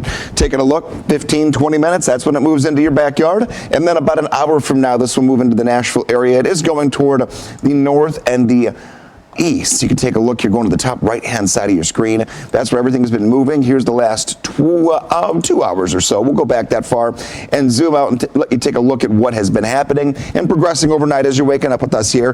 Current temperatures right side of your screen are in the 40s to right near 50 degrees. We'll see how much additional rainfall we're going to add to this and how many more days. Could be up near 60 degrees coming up in the next check of your forecast. I'll also have a new look at future track for the rest of the rain for today and tomorrow. Still clear traffic out there for you this morning. Let's get to our tower camera here showing us the leftovers, even though the camera is updating, the leftovers of a crash there at Woodland Street near First Street there, just outside of Nissan Stadium. As you can see, they have got emergency crews there. This is an injury crash, so heads up in that area if you're out and about there in East Nashville. Overall drive time coming down from the Robertson County area. We're running into a bit of a slowdown as we've got emergency work that's been going on there in I-65 near Cross Plains since around 4 o'clock yesterday, and it's still causing a bit of a backup. We're going to have more on that a little bit later, but you can use Highway 31 right now. That's that thin black line. That's the best way to steer clear. Justin, thank you. At 6:32 right now. In health headlines, Tennessee is now leading the nation when it comes to flu cases right now, according to the Centers for Disease Control and Prevention. So we're diving deeper into this. We are now the only state reporting a high level of the flu. Fox 17 News' Peyton Muse joining us live. She's outside of Vanderbilt University Medical Center giving us some more updates. Peyton, what are you finding about this? Well, you all said it right there. Tennessee is #1 when it comes to flu-like cases. And when it comes to the symptoms that some people may be experiencing, by definition, flu-like symptoms are coughing, sneezing, a sore throat, running a fever, and you don't want to end up at Vanderbilt University Medical Center or any other hospital with the flu this year. Now, take a look at this map that we're going to pull up on the screen here we got from the CDC. There's 6 levels of flu activity.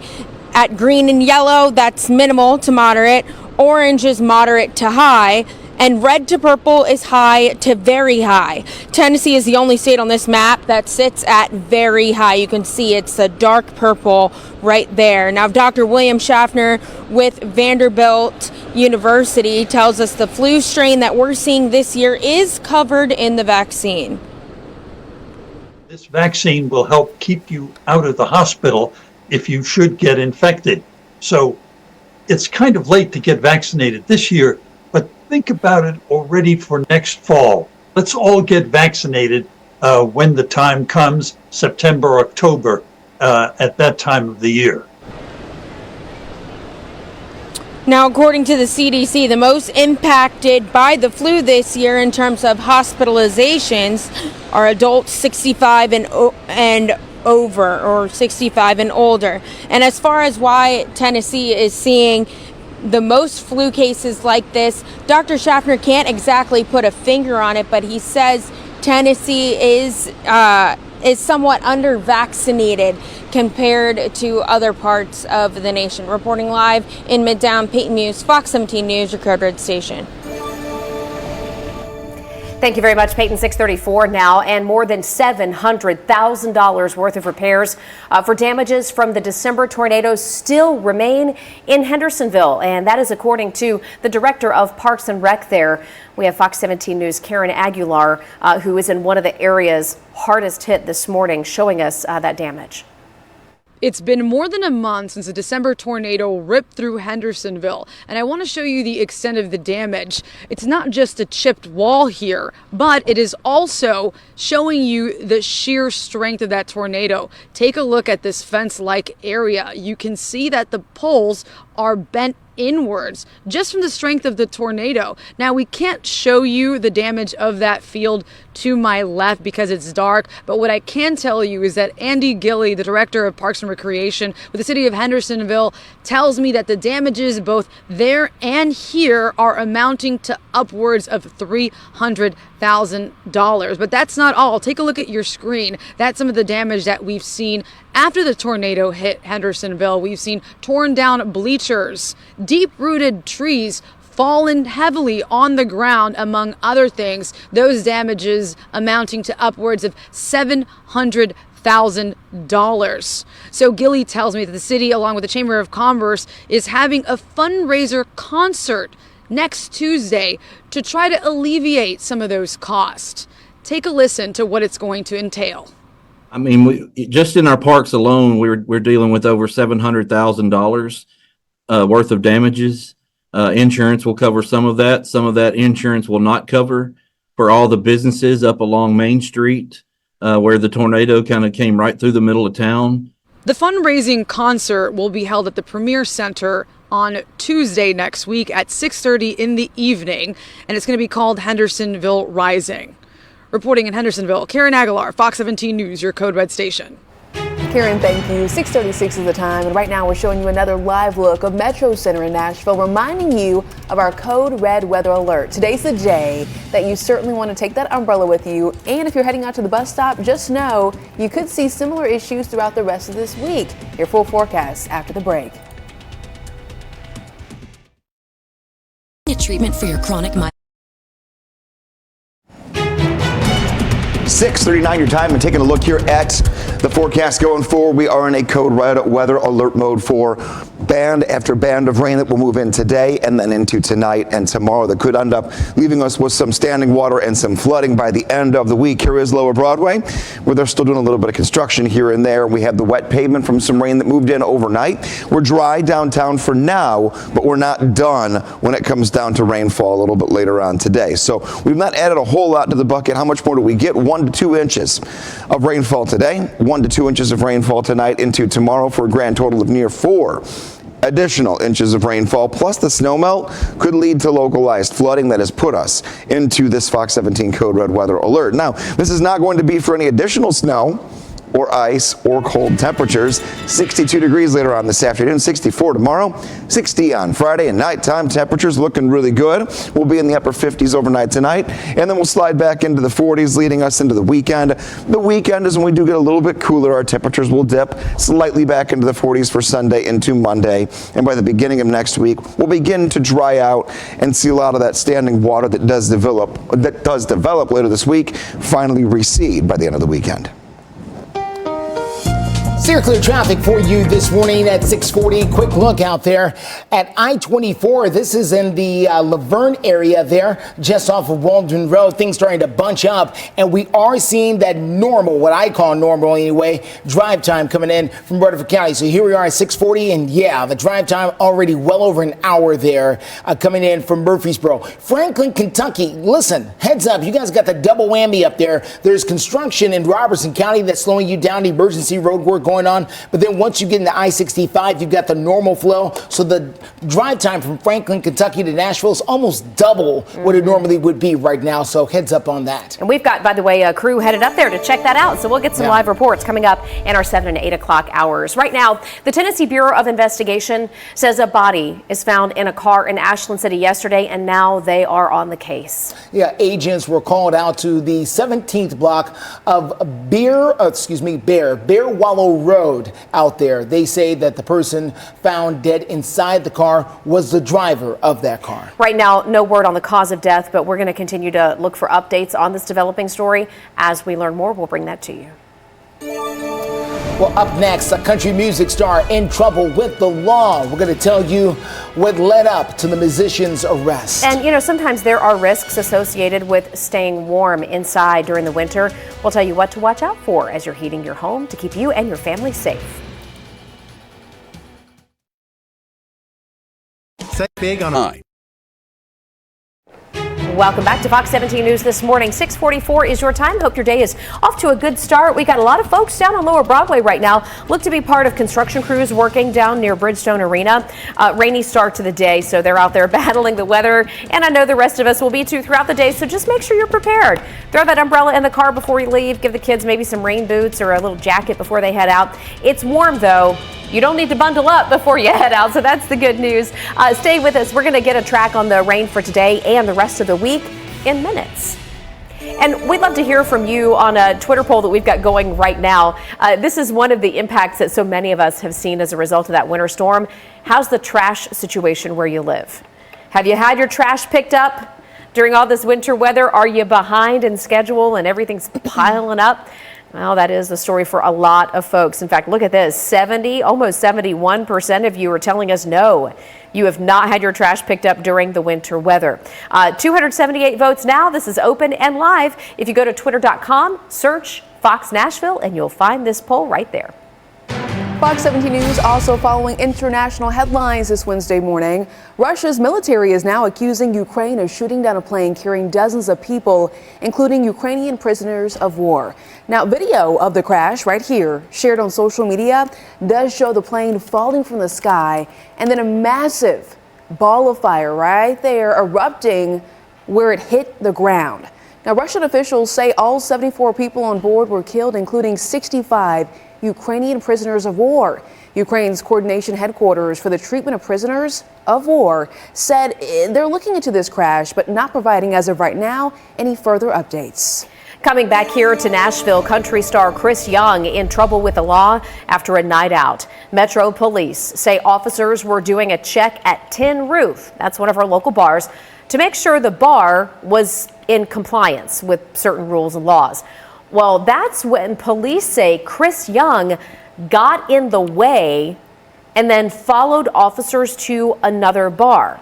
They arrested Chris Young when he reportedly put his hands on one of the officers. Now, if you're not familiar with Chris Young, he is a country superstar. Hits like I'm Coming Over, Famous Friends, Who I Am With You, just to name a few of his top chart songs.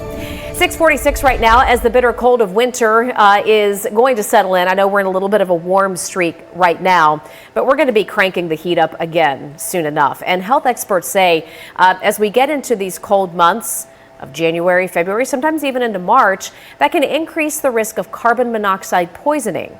Fox News' Kevin Uretsky taking a closer look at how you can keep your family safe. Known as the silent killer, carbon monoxide is the #1 accidental poisoning problem in the nation and the world, sending more than 100,000 Americans to the emergency room and killing at least 420 every year. That according to the CDC. The gas is odorless, it's tasteless, and we have to rely on carbon monoxide detectors to pick that up. Carbon monoxide can be found in the vapor produced by furnaces, gas stoves, vehicles, portable generators, and more. It happens to be formed anytime there's a combustible reaction that's involving carbon material. If that happens to occur in a unvented area, it can lead to an increase in the amount of carbon monoxide. Poisoning risks increase throughout the winter as home heaters and fireplaces run for longer, and while windows are closed to keep in the heat. It can lead to a multitude of problems, including someone having a headache. It can make them feel like they're going to pass out, and if they're exposed long enough, it can affect their heart so much that their heart stops beating. Besides making sure your home is armed with carbon monoxide detectors, health experts say it's critical you have a professional check your heating systems, as well as gas, oil, and coal-burning devices every year. The CDC also recommends never having a car or generator run inside a closed garage or less than 20 feet away from an open window. So the treatment of carbon monoxide poisoning is oxygen. And so someone will be started on 100% oxygen. And what we're trying to do there is displace the carbon monoxide that is in the body and let the body get rid of it. Kevin Uretsky, Fox News. Some good advice there. The good news is we're going to stay well above freezing for the foreseeable future, correct, Greg? Next 7 days, not a single hour below 32 degrees. So give the systems a little bit of a break. Yes, yeah. Big time. Today is National Shelfie Day. Shelfie? Not selfie. Shelfie. What's a shelfie? Are you a book reader? Yes. Yeah. Do you have a bookshelf? Yes. There you go. Today's that day to grab a book out and just give yourself a little bit of reading. We're going to have some rain. We're going to have some potential flooding by the end of the week. That's what we're code red. So maybe go find that book you haven't opened up in a little while. Find that earmarked page and just give yourself a good little hour to yourself later on today, because we're going to have hours worth of rain that are going to move back in. Not a whole lot happening in the Nashville area right now. A couple of light sprinkles. We had the rain that moved through overnight that is now in portions of southern Kentucky. It's all going from the bottom left-hand side of your screen to the top right-hand side of your screen. So here's where it's moving into. It is just to the north of Dickson, but Charlotte, you're seeing the rain coming down. Kingston Springs, you may get clipped by this. We're going to watch real carefully and closely for you. But Ashland City up toward Pleasant View, and then eventually Springfield and Greenbrier are going to definitely work into a few more bands of some rain. This is going to be an on and off process for the rest of not just this morning and afternoon, but also this evening into tonight and tomorrow. 2 to 4 inches of rain possible by the end of tomorrow, and it'll be steady at times here throughout the day. We'll look at future track for you. Just know that we are going to be warm. Low 60s today, middle 60s tomorrow, and we'll hold on to right near 60 on Friday to round out this week. Even though it will be rainy, at least we're going to be on the warmer side. That includes your nighttime temperatures. Look at the blue boxes. We're going to be in the 40s and 50s for overnight temperatures today, tomorrow, Friday, and into Saturday. Weather Window, presented by the National Weather Desk. A fiery sunrise and an icy lake during recent frigid conditions along parts of Kentucky Lake, a reservoir stretching between Kentucky and Tennessee. Things got cold enough in Oakwood, Virginia for this large icicle to form. And in the mountains near Las Vegas, visitors got a brief winter wonderland treat Monday when the snowfall started sticking around 7,000 feet above sea level. For more content like this, like the National Weather Desk on Facebook. Steer clear traffic for you this morning at 6:51. Quick look outside will tell us what we need to know about the traffic going on right now in Nashville, and it is starting off slow. This is I-65 here at Dickerson Pike. As you make that drive in from the north side, you can see right here traffic starting to slow up a little bit. This is not a crash. This is just congestion. A lot of people slowing down because there's a lot of folks out there on the road this morning. No more delays for school, for our start time and all that. Everybody starting bright and early this morning. This is I-24 as you make that drive in from the south and east side through Antioch. We're also looking slow but accident-free. Justin, thank you. We have Tennessee lawmakers considering a bill right now that would increase the penalty for anyone convicted of raping a child. I know this is a sensitive topic, but this is something that's moving through the legislature now. They want to make it a crime that is punishable by death. If passed, it would apply to any adult convicted of aggravated rape of any child under the age of 12. Listen. We're going to protect our children in the state of Tennessee. If someone rapes one of our children, they are forfeiting their own life. The concern in the victims I've talked to come to when much of the time with this particular crime, it's familial. And if there is a young child who was raped by an uncle, say, and the uncle's going to say, don't tell because then I'll be killed, I'll get the death penalty. So what you need to know about this is that the bill is moving forward. If passed as written, it will give juries the option of imposing a death sentence, but does not make it mandatory. 6:53 is the time right now, and if you've heard about the Stanley Cup craze lately, wait till you hear this story. One woman accused of stealing everything you see here. What police say happened, how they caught her, and the charges she's now facing. Lewis pickle. It goes where it wants to go. Well, coming up on Fox 17 News this morning at 7, what experts are saying about the increase in flu cases across Tennessee and what separates our state apart from everyone else.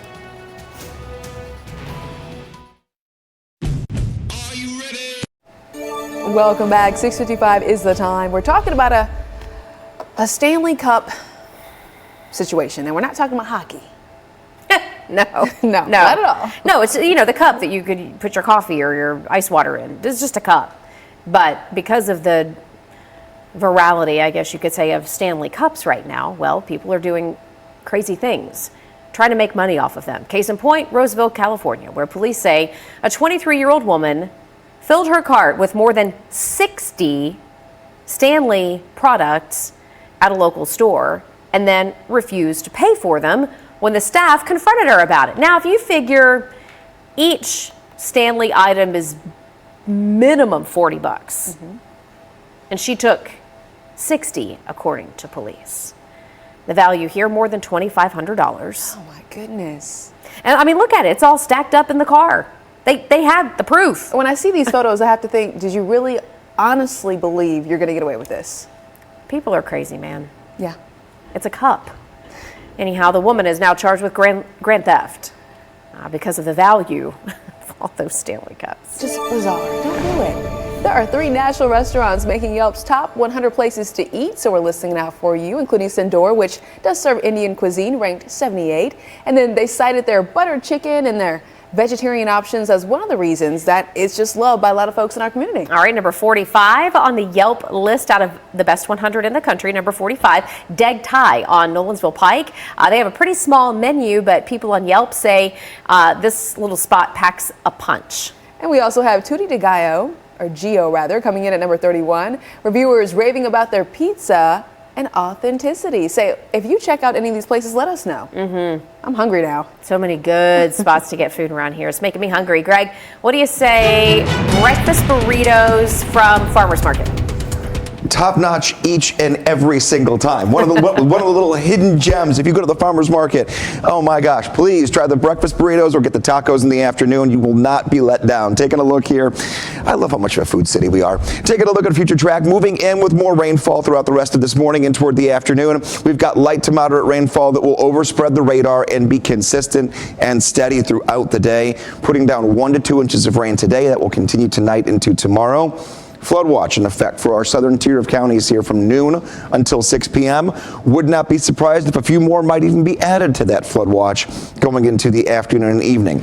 Areas that are prone to seeing a lot of standing water are going to be the ones we have to watch out for most carefully. We had all the snow that had to melt, and that even didn't really have a chance to get into the ground necessarily because the ground was so cold. Now we're adding all this rain on top of it. Coming up when we go to 7 o'clock and become your live local news source all the way through 9, and they're showing pre-recorded whatever it is. We're going to make sure we're tracking that rain for you. Every 5 minutes to get you out the door. Steer clear traffic for you this morning. Let's get you over to I-40 at Fessler's Lane. That's over on the east side of town as you approach.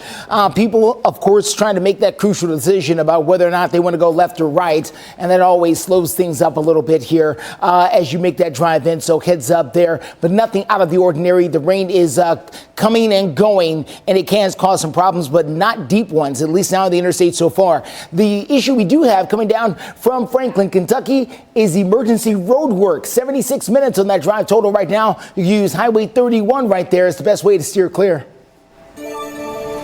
Justin, thank you. Hey, take a look at this story. Alligators chilling out in North Carolina at a park, but uniquely, this story is unique because you can only see their snouts right there sticking out of the surface. Yeah, experts say, have you heard of this? It's called brumentation, or a type of hibernation, but for reptiles. So not hibernation, brumation. Okay, Brumation. The gators keep their eyelids closed. They wake up to get a little water, get a little sunshine, and, well, carry on. Certainly not something you want to encounter if you were hanging out at the park, but they got to do their thing too. And we're about to do our thing, your live local news source, 7 to 9 a.m. Join us. You're watching Fox 17 News This Morning, your Code Red station.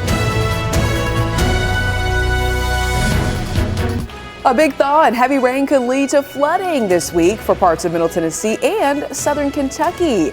We're tracking your full forecast.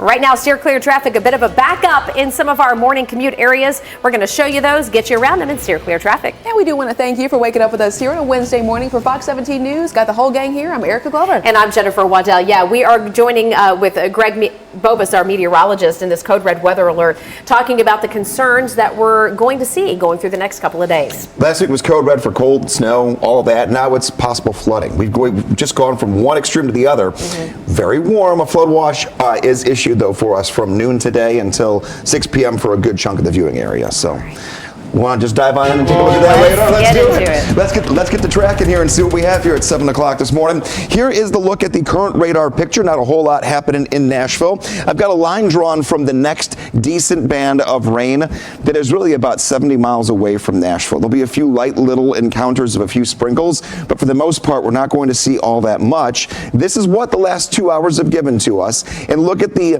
positioning of the rain, the direction it's moving from the bottom left-hand side of your screen to the top right-hand side of your screen. Let's stop this once again, bring it back to right now, and take a look at a track here where the one decent band is beginning to pull back into the viewing area. Let's take a look. The yellows, the oranges, and the reds are showing us areas that are going to continue to see the rain pick up in the next half hour. We get back into Centerville. If this holds together, a lot of these showers have been very hit and miss in terms of their longevity. This could make its way back right along the 65 corridor within the next hour to an hour and a half. Warm is the name of the game. Look at your 7-day forecast. Rain will be on and off all morning and afternoon. We'll look at future track in about 5 minutes. 62 degrees later on this afternoon, 64 tomorrow, and then a little bit cooler by the end of the weekend, but nothing when it comes to dangerous cold and no temperatures below 32 degrees. Steer clear traffic out here for you this morning. Let's get a look at what we're dealing with here on I-24. This is at Harding Place. As you make that drive into town, we are dealing with a disabled 18-wheeler here on the shoulder. Another car back behind it. Haven't seen authorities there yet. Doesn't mean they're not there.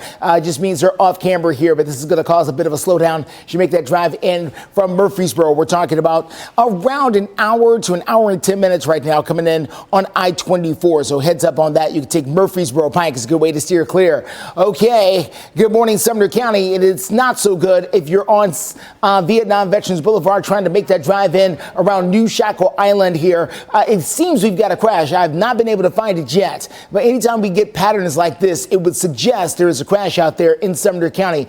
So you may want to take Gallatin Pike, Main Street, whatever you want to call it, Nashville Pike for some of you. That's going to be your best bet to get around Vietnam vets.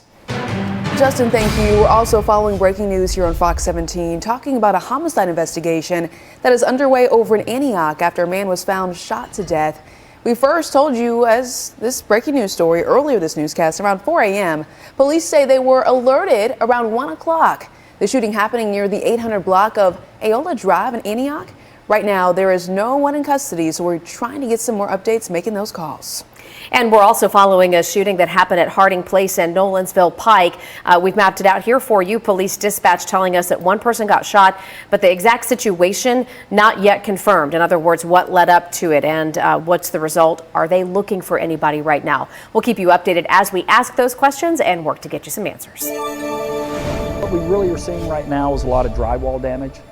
Yeah, there is a local roofing contractor that says the phone's ringing off the hook with people who have water intrusion problems, all because of ice dams.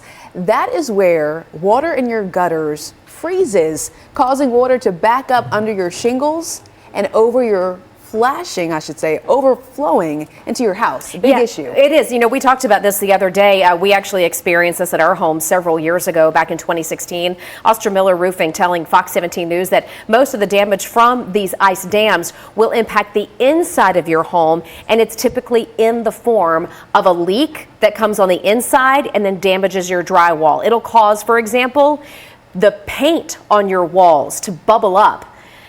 So what he's looking at here and what he's showing us is an ice dam. It's where, you know, you get the snow or ice and then you get the melt and then it refreezes. And then when it rains again, that rain doesn't have anywhere to go except for through the gaps in your flashing and at your gutters. MJ Garrett, Director of Sales at Ostermiller Roofing and Construction, explains these ice dams can cause a lot of damage. We're talking thousands of dollars. But Garrett says the rain expected over the next few days is a good reminder that you need to check your gutters and make sure they're cleared out from any ice dams as we go through the week.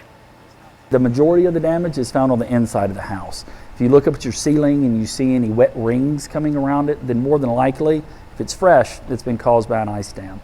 Okay, one more tip from Garrett there. He emphasizes the number way that you can also prevent ice dams is having great attic insulation.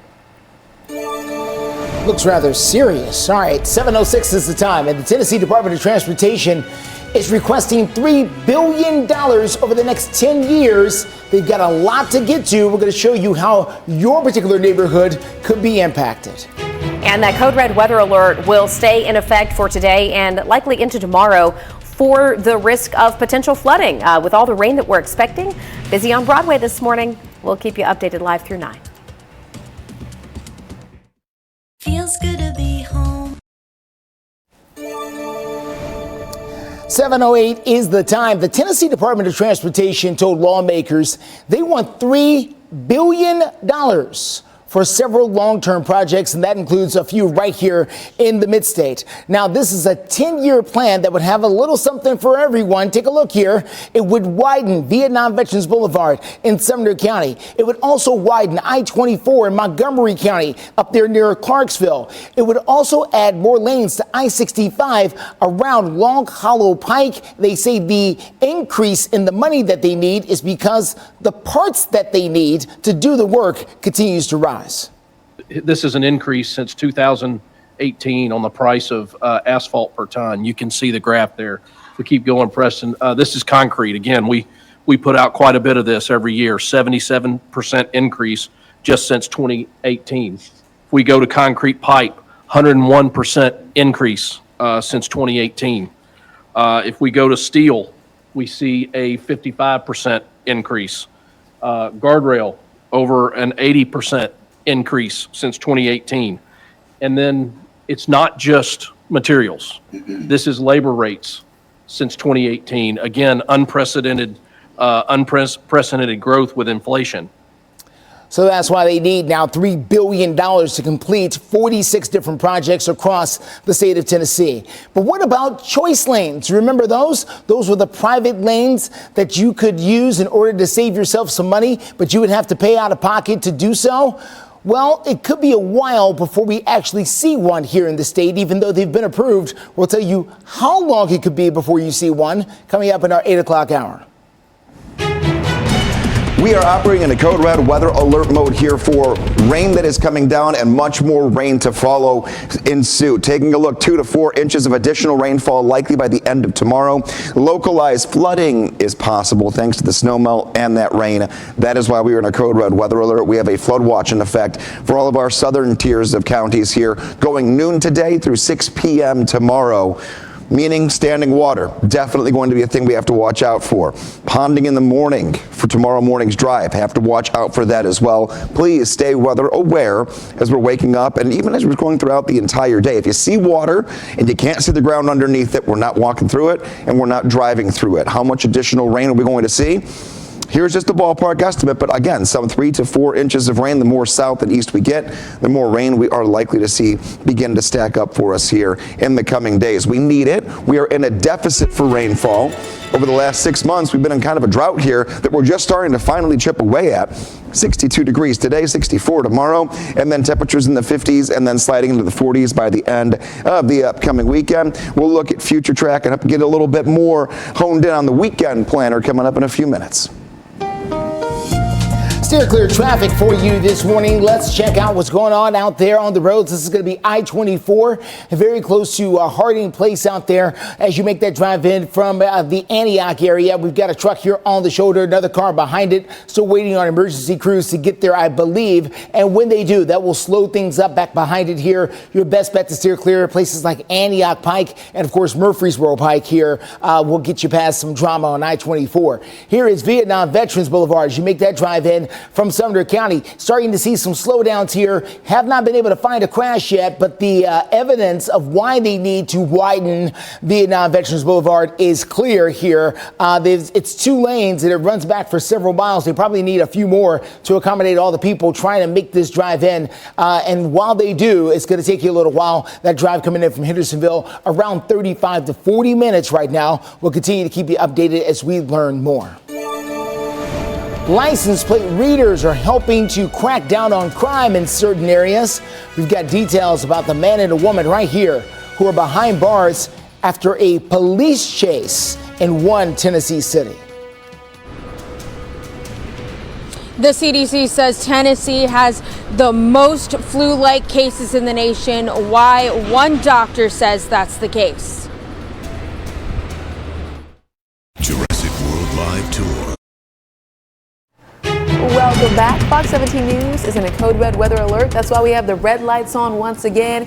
And I took a look at the camera behind you. It's gone now, but it's pretty gloomy outside. Yeah, a little dreary. That's going to be the story for the rest of the week, unfortunately. Not a lot of sunshine. Rounds of rain that'll be kind of moving in and out, on and off throughout the next 48 hours. Taking a look at Doppler radar, what we're seeing is one of those kind of lulls in the rain here as far as Nashville is concerned. But there are definitely some areas that are seeing some light to moderate rain. We have the lightning indicator turned on, not seeing any of that. But from the Clarksville area, rain is coming down, and this is also going to continue to move toward the north and the east. Jolton, 22 minutes. Springfield, 15 minutes. Coopertown, 10 minutes. Let's go down toward the south and the west where we have our more decent band of some rain that has slowed down a little bit. But if you're in the Linden area and out toward Hohenwald, you've already got some light rainfall, but it will pick up and get a little bit heavier in the coming 10 to 20 minutes. So that light rain will get a little more steady in scope, and it will also be a little bit heavier when it does come down here in that next half hour. All of our main ways getting into town, though, from the south, we're talking 65, 24, and even 40 coming in from the plateau. All looking good when it comes to not a lot of rain that has come down in the last hour. It's all the areas off to the west, and taking a look at where this is moving and how quickly it will continue to move in. We're just getting started. 2 to 4 inches of rainfall are likely for us here over the course of the next little bit. Here's a look at future track. This tells us that it's a slow mover, so when it does get over you, you're going to be working through hours worth of rainfall that will begin to accumulate to that 2 to 4 inch total. Here's late afternoon into the overnight hours. We'll take this through 2 p.m. today, and then this is the nighttime look at future track, which will continue to bring down rain and more rain. Flood watch in effect for all of our southern counties here, basically south of I-40, a chance to see some standing water overnight tonight into tomorrow. We're not done with the rain for the weekend, and we're slowly cooling Saturday into Sunday. Nighttime temperatures looking pretty decent, though. No temperatures that are below 32 degrees, and the next 4 days, including today, will be in the low to middle 60s. Steer clear traffic out there for you this morning. Let's get to I-24 Harding Place. As you make that drive into town, as you can see, we got an 18-wheeler on the shoulder of the road with another vehicle there as well. So heads up as you make that drive in from Antioch there this morning.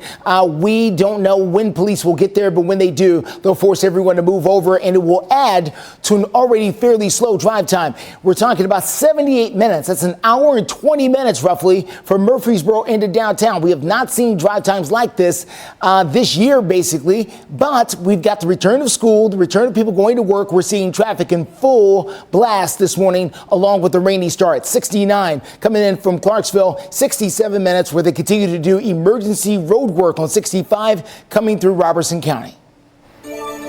Justin, thank you. You might be surprised to hear that Tennessee leads the nation in flu cases. That's according to the Centers for Disease Control and Prevention. Yeah, if you were with us yesterday morning, we first showed you the map that's right behind us, and we noticed that Tennessee is the only state right now in that bright purple at the highest level. So what does that mean? Well, Fox 17 News reporter Peyton Muse joining us live just outside of Vanderbilt University Medical Center with a closer look at that new information coming in.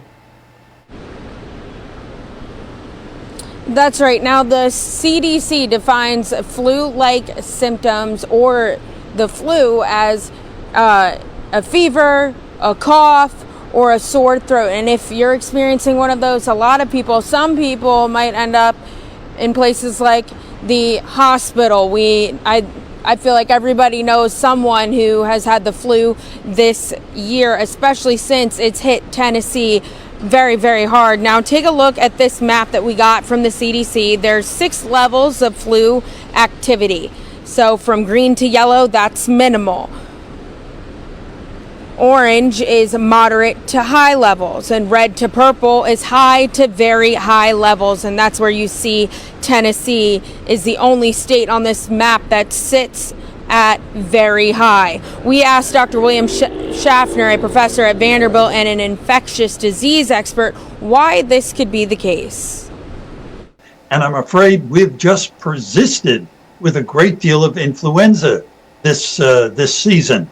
I'm not entirely sure why that is. We're a somewhat under-vaccinated state, and that may be partially contributing to it. Other than that, flu is fickle. It goes where it wants to go. Now, according to the CDC, just below Tennessee, ranking second, is Georgia, Louisiana, and New Mexico, to name a few. And Dr. Schaffner says it's too late to get vaccinated this year, but suggests for people to plan ahead for the next flu season next fall. Reporting live in Midtown, Peyton Muse, Fox 17 News, your Code Red station. Peyton, thank you. Now to Operation Crime and Justice in Hendersonville. That's where police arrested a man and a woman who are accused of being involved in an armed carjacking. And interestingly, too, Hendersonville police telling us their license plate reader cameras is what sparked all this off. So that license plate reader flagged the car these two were in as stolen. So police quickly found the car. But then these two took off, starting a high-speed pursuit. It led to them jumping out, taking off running, and police eventually catching them. Yeah, so eventually Neely Gregory and passenger Brandon Hills were taken into custody. They are both now facing serious multiple charges. Just ahead, Tennessee Titans. They're slowly revealing more information on their plans for the new stadium. When are they going to tell us about the coach, though? Well, we're continuing to ask, but we are going to get the details on that new stadium here in about 2 minutes. Good morning to you. You have bigger emotions. Good morning. Welcome into Fox 17 News this morning. In case you missed it, we are now in a code red weather alert for the concern of some possible flooding this week. The heavy rains combining with the melting of the snow in our area will lead to areas of not only standing water, but the possibility of flooding. And it could happen over the next couple of days. Britt Luna, our code red meteorologist, takes a look at the river gauges, especially along the Cumberland. We're still looking at several inches of rain possible across portions of Middle Tennessee, so I wanted to take a look at some of these river gauge forecasts, some of these numbers courtesy of the National Weather Service right here. But the first one we're going to look at, this is from the Cumberland River at Nashville. I think the most likely scenario is where this blue line is. That's going to top it out at about 30 feet. We don't hit minor flooding right here until we hit 40 feet, only a 13% chance of that happening. And this is still going to kind of depend on what the Corps of Engineers also decides how they're going to control some of that flow. Moving on over to the Duck River at Columbia, this blue line, still the most likely scenario, that puts us at about 21 feet. 37.5 feet is when we start to see minor flooding right there. 29% chance of that happening, but most likely we're going to stay well above that minor flood stage. However, it is a small possibility. Buffalo River near Lobeville, 12 feet. That's the most likely case. Minor flooding begins at 14 feet for the Buffalo River near Lobeville. A 46% chance of that just barely going over that minor flood stage, and I think this is the highest end of that most likely case, that top of the shade of blue, that's at 14 feet. So it is possible, but still a better chance that we stay below that. Here's for the Harpeth River at Bellevue. We're still going to stay below it, most likely 10 feet. That's going to be the most likely scenario. Minor flooding for the Harpeth River at Bellevue begins at 20 feet. Only a 10% chance that we hit over that minor flood mark. That is fantastic news. I've been out there along the Harpeth when it overcomes its banks plenty of times. It really can affect communities like Kingston Springs and that area. Wait, I mean, you think back even to the flood of 2010 and all the damage done in Bellevue. I mean, along the Harpeth. Well, that was every river in 2010. Let's get to Greg. Yes, because we're burning his time. This is one of those big deal situations here. We had all the snow that we melted, and now we're seeing all that runoff water, trying to find places that it can collect itself. That's not going to be hampering your day. So we are code red for the possibility of some flooding. How do you read this this little bar graph I've got for you here? The bigger the bar, the bigger the chance for rain. We're talking hour by hour here. So overnight tonight and then early tomorrow morning, we're going to see two good pushes of some rain that move in that will add to our rainfall totals. How much do we end up getting by the time this weather maker moves in and moves out of Middle Tennessee? Roughly 2 to 4 inches of rain that will begin to stack up when it comes to raising those river levels. Steer clear traffic out there for you this morning. Let's get to the very latest on I-24. This is at Harding Place. We're still waiting on emergency crews. They could be there. I shouldn't sell them short. They could be there and they're just off camera perhaps. But this is I-24 at Harding Place. As you make that drive in from the Antioch and Murfreesboro area there this morning, we've got an 18-wheeler there on the shoulder, another disabled car next to it there. You can try to take Antioch Pike or Murfreesboro Pike is the best way to steer clear of the slowdown back behind it, because right now the drive time is around an hour and 20 minutes. Coming in from Murfreesboro, you need to save every minute you can if you're trying to get to somewhere on time. Hey, check this out. New from the Nashville Business Journal this morning. The Titan is releasing information about their architecture and engineering team for the new build here. 24 firms in all that will be working on these projects. And, you know, it's a massive price tag. It really is. Out of the 24 of those firms I just mentioned, 9 of them are local. So here's a list of a few of those companies. They include Community Solutions by Design, EOA Architects, as well as Hawkins Partners, McCoy Design, and Reagan Smith, just to name a few. The stadium will be partly financed, just partly financed by $760 million, funded by debt issued through the Metro Sports Authority. The total cost of the stadium is $2.2 billion. Potholes in Robertson County prompt a lane closure. I'll show you where that is in a few minutes, along with more details.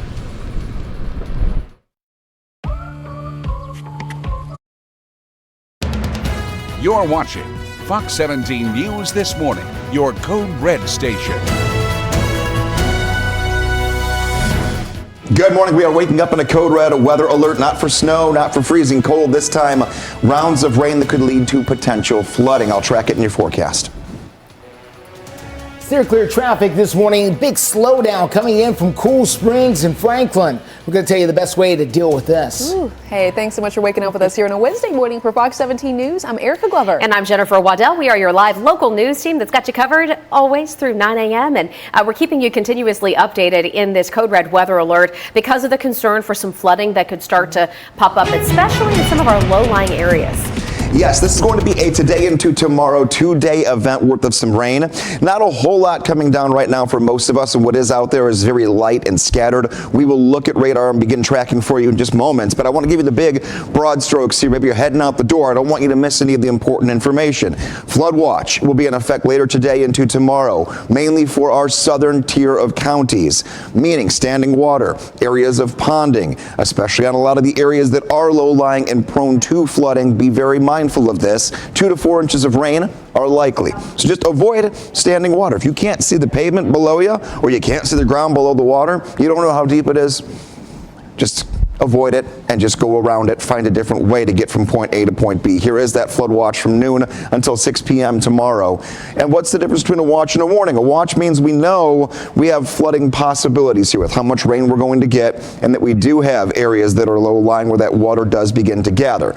A warning means that we already have to start taking some precautions here. We already have standing water. It is already taking over portions of the roadways. So we're going to keep our eyes very fine-tuned to this forecast and watch that rain as it does come down for you for the rest of this morning. In less than 10 minutes, we will look at future track and we will begin to track the next batch of rain moving toward the Nashville area.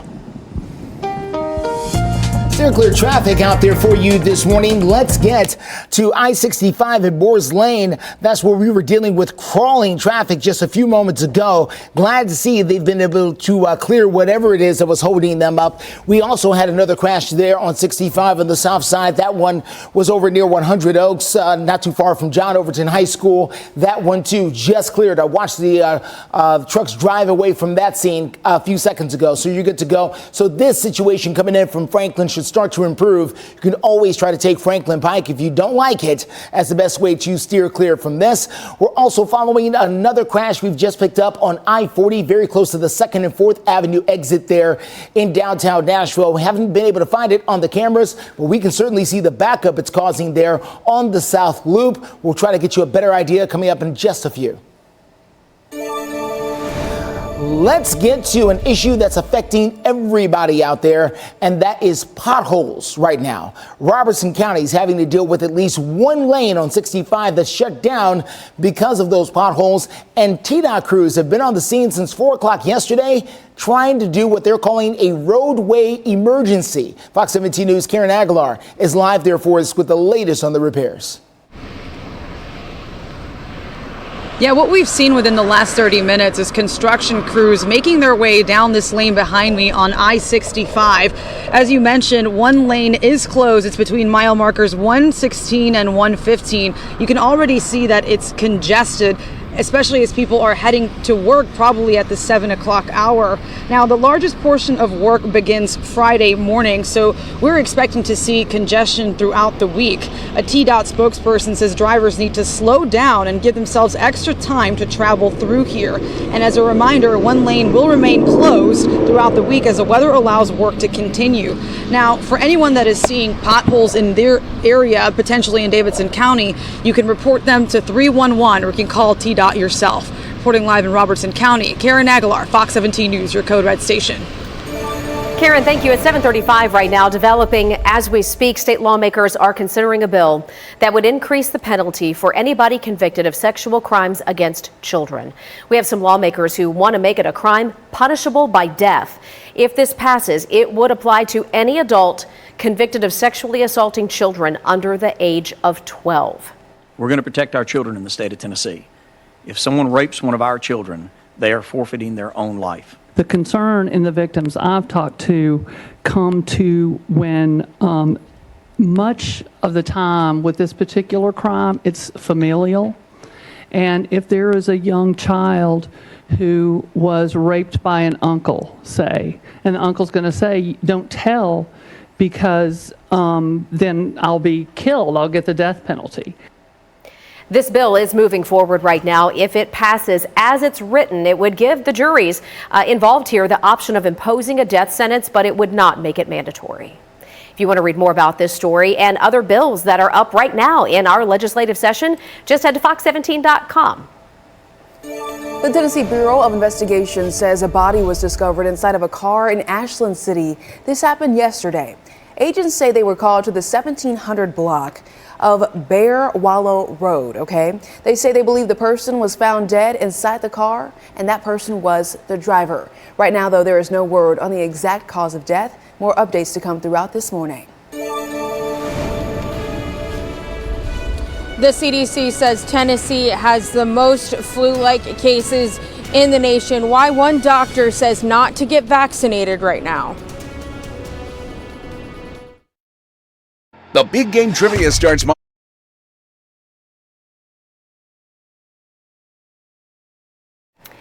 Good morning, 7:39 is your time. Health headlines this morning. Tennessee, unfortunately, is now leading the nation in the number of flu cases right now, according to the CDC. So what can you do about it? How can you protect yourself, as Tennessee is one of the only states reporting the high level of flu? Fox 17 News' Peyton Muse joins us live outside of Vanderbilt Medical Center, where she spoke with one of the senior doctors there talking about this issue. That's right, Justin and Jen. So right outside of Vanderbilt University Medical Center, the CDC says that flu-like symptoms are a fever, a cough, and even a sore throat. Now, if you're experiencing one of these, and you probably know somebody who has had symptoms like this, you don't want to end up at the hospital. And take a look at this map that we got from the CDC. There's 6 levels of flu activity. First is green and yellow, which is minimal to moderate levels. Orange is moderate to high. And red to purple is high to very high. Tennessee is the only state on this map that sits at very high, and you can see the purple right there. And Dr. William Schaffner tells us the flu strain that we're seeing this year is covered in the vaccine. This vaccine will help keep you out of the hospital if you should get infected. So it's kind of late to get vaccinated this year, but think about it already for next fall. Let's all get vaccinated when the time comes, September, October, at that time of the year.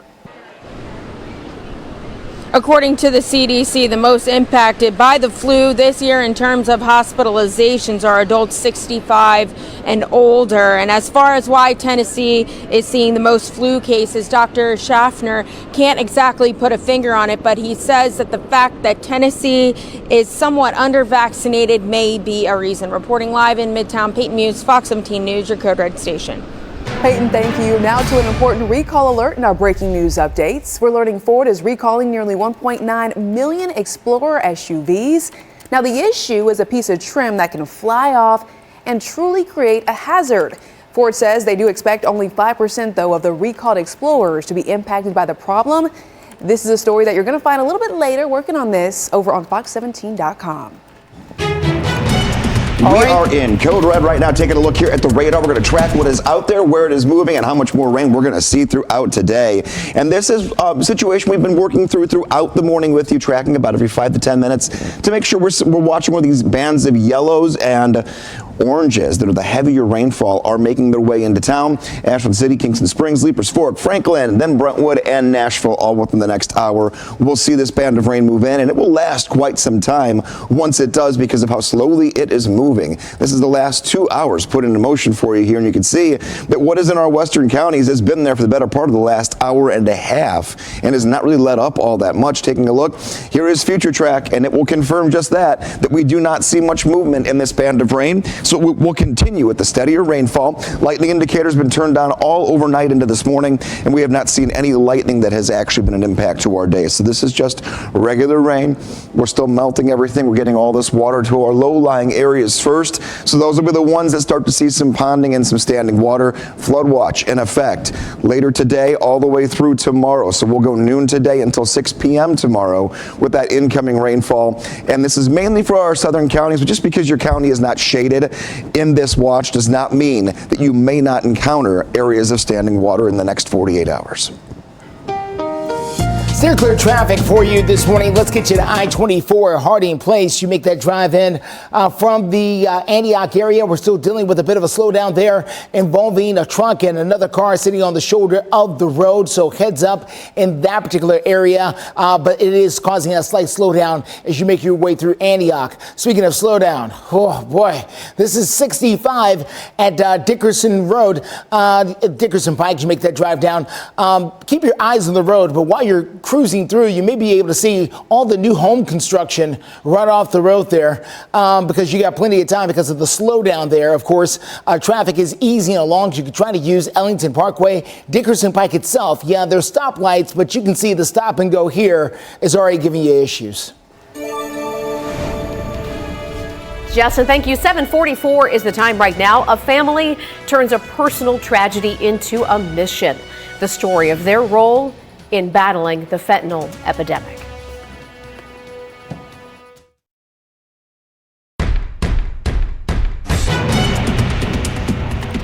Welcome back to Fox 17 News this morning. Necessary accessories for you, going to be the umbrella, the rain boots, and the jacket, and we're talking for the next couple days. For the doggos, towels. Funny enough, you know what? That photo you shared on your Facebook page, y'all have to go see this Funny photo. dog. Okay, your dog. It's a white dog. Oh, the paws. Just a mess. So have the towels by the back door. Rain boots if your dog wears them like Obi does. Yeah, I mean, anything you can do to help them out. Oh, hold on, Greg. Hold on. Let's check Greg's mic. Also end up helping you out as well. Greg also, by the way, has told us that his little dog has this umbrella that's attached to a leash to help keep Obi dry. Not a fan.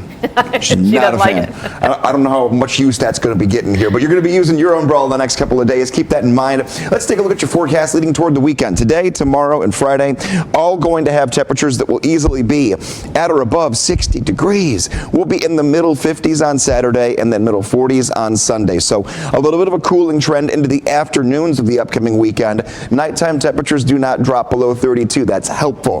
That means that the 2 to 4 inches of rain we get between now and the end of the week that have put us into code red are not going to freeze. They will find the low-lying areas, they'll get into our creek beds and our streams and rivers, and then we'll see all those water levels go down as far as any ponding and standing water goes without a freeze over.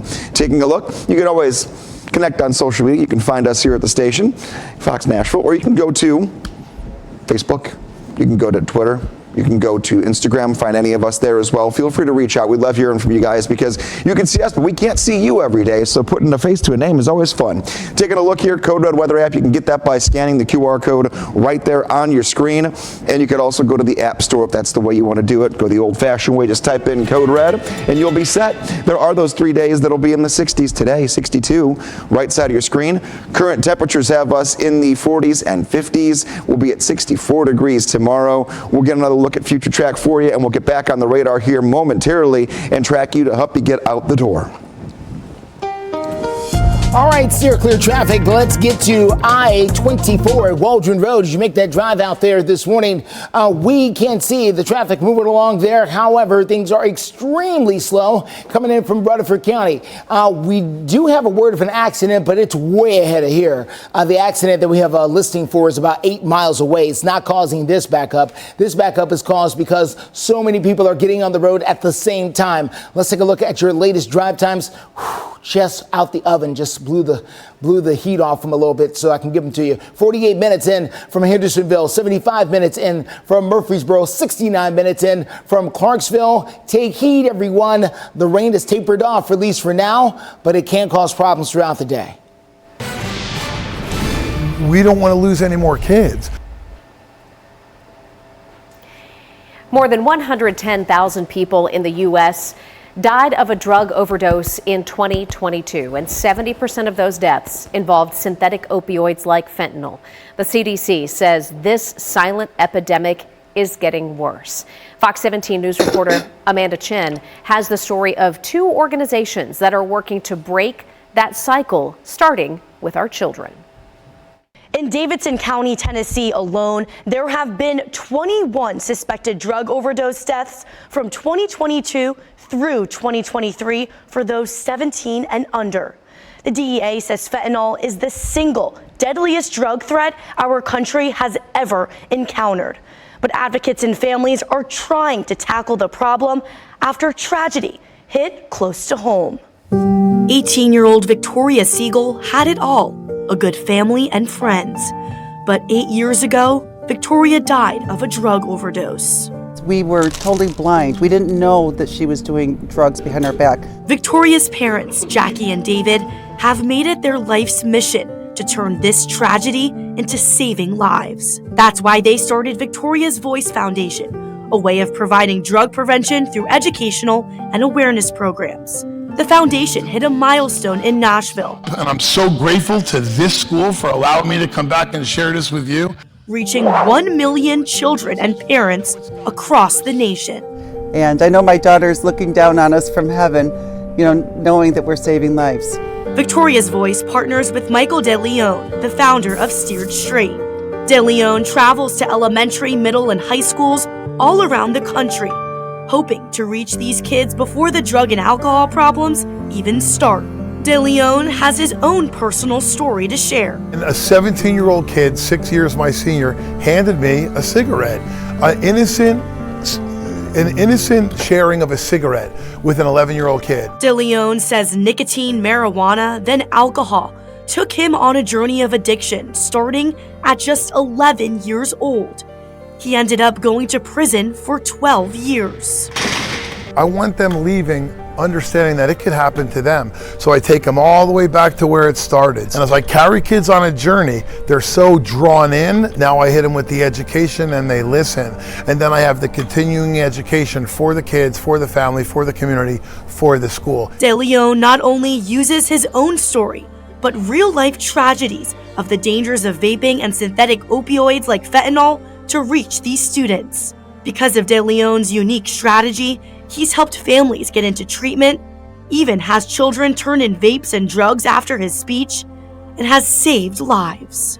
I had a kid come up to me and say, I was sitting here texting my friends this morning goodbye because tonight I was going to take my life, but you made me not want to kill myself. De Leon wants these students to know every choice they make affects them. All I want to do is serve Almighty God by serving families and serving kids. I don't want kids to grow up to be me. That's the goal of my life. And doesn't want his past to be their future. Thank you. In 2022, the DEA seized more than 58 million pills containing fentanyl and more than 13,000 pounds of fentanyl powder. That equates to more than 380 million potentially deadly doses of fentanyl that never reached our communities. Reporting in the studio, I'm Amanda Chin, Fox 17 News, your Code Red station. Amanda, thank you. Looking for a better work-life balance. A lot of folks trying to do that, right? Why most people say they would take less money at work for more time at home.